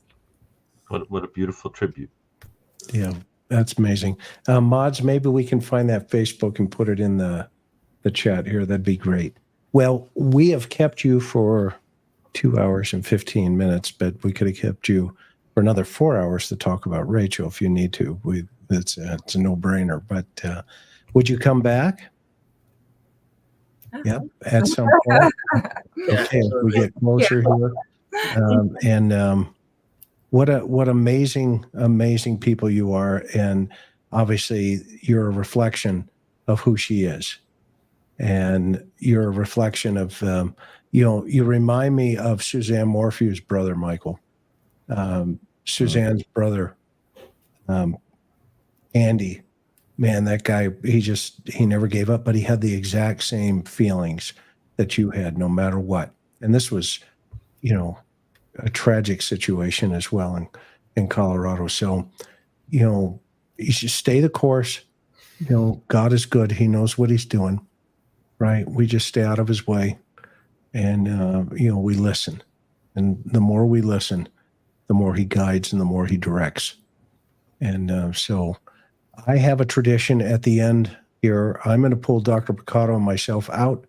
Going to let the three of you kind of say a couple of words, and one at a time we'll drop out, and we'll just leave Erin and Michael towards the end to give our closing words. So Claudia, if that's okay with you, we'll start with you. I'm going to pull out, and then we go to Hawaii. I was fortunate as a young kid. My dad was in the Marine Corps, so he was stationed over at Kaneohe Marine Corps Air Station. We lived there for 7 years of my life, and I ended up with the Aloha Spirit somehow. And so at the end of all of our shows, I play a song called Hawaii, and it kind of lifts things a little bit more.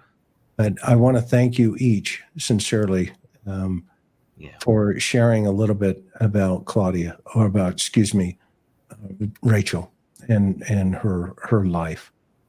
We're grateful for the insight that you've given the audience, and everybody. If you guys can continue to keep her in your prayers and keep the family in your prayers. And then, so Claudia, we'll start with you. Excuse my misspeaking there for a second. I'm going to pop off, Chris. I'm going to pull you out. Is that all right, Gary? And I'm going to pull him. I'll just say thank you to everyone. And it's a very beautiful thing to be with people who understand what I mean when I say that, in a way that not everyone will get. Rachel's real birthday was August 6th. And that's, if you get what I'm saying, it's a very consoling point. In the meantime, a birth we call death. Yes. Is what he's saying. I just want to thank all of you. And I can see the reflection of the light in Rachel and all of you. It's like looking at a prism that's reflecting a light. And it's a very beautiful thing. You can see how much she was loved and how much she loved. So thank you to all of you, and go out and be kind to someone, because you never know when that's a twisted soul who is thinking about doing some terrible thing, and you can alter the course of their life by with a little bit of kindness. You never know what people are thinking about doing. So, all right, take care. Thank you. God bless you. Thank you. Okay, so the way this works, Claudia, you say a couple of things, whatever's impression on your heart, and then we'll leave it up to Erin and Michael to close us out. And as soon as they're done, we'll go to Hawaii. Does that sound like a plan? That sounds great. Okay. And just to add on, in regards to kindness, I think one of Rachel's most defining characteristics was just her kindness and her nurturing spirit. We live in a very divisive age, and this is an election year, and often on social media, we're pitted against one and another. We have to pick a side, us versus them.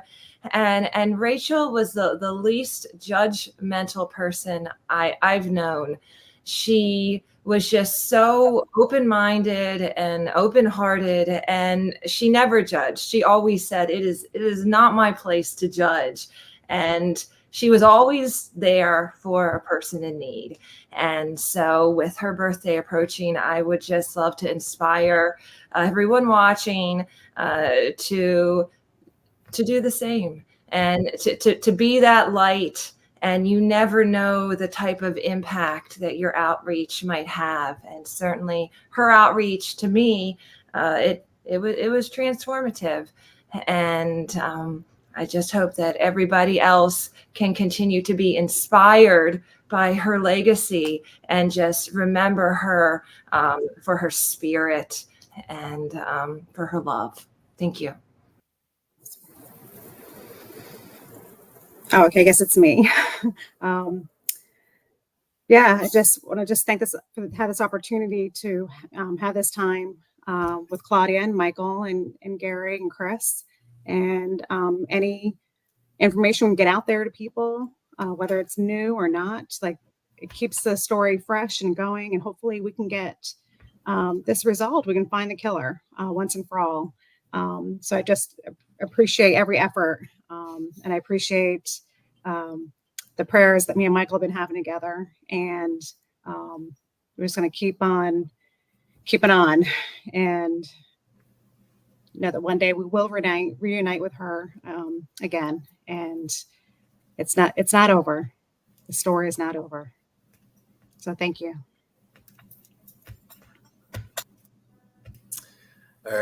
Just yeah, if you guys know anything about the suspect, if you could come forward. I just want to say happy birthday to Rachel. I love you. We miss you. And I'll see you soon. Bye.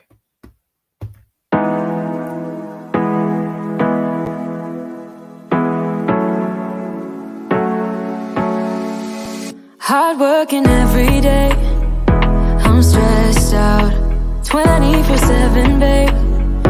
No timeouts, wish we could fly away. You and I go to our favorite place. Oh yeah, make special memories together. I'll be your company now and forever. I say we fly away, you and me, go to our favorite place. Feeling the sun on my face in Hawaii. With you, Hawaii. With you, Hawaii. With you, Hawaii. I need a summer breeze, some fresh air to put my mind at ease. No cares. You wanna come with me? Me and you go to our favorite tree. Are you ready now? We jump on a plane now. We're taking away. Yeah, we're taking away. Don't hesitate now. We're taking away. Yeah, we're taking away.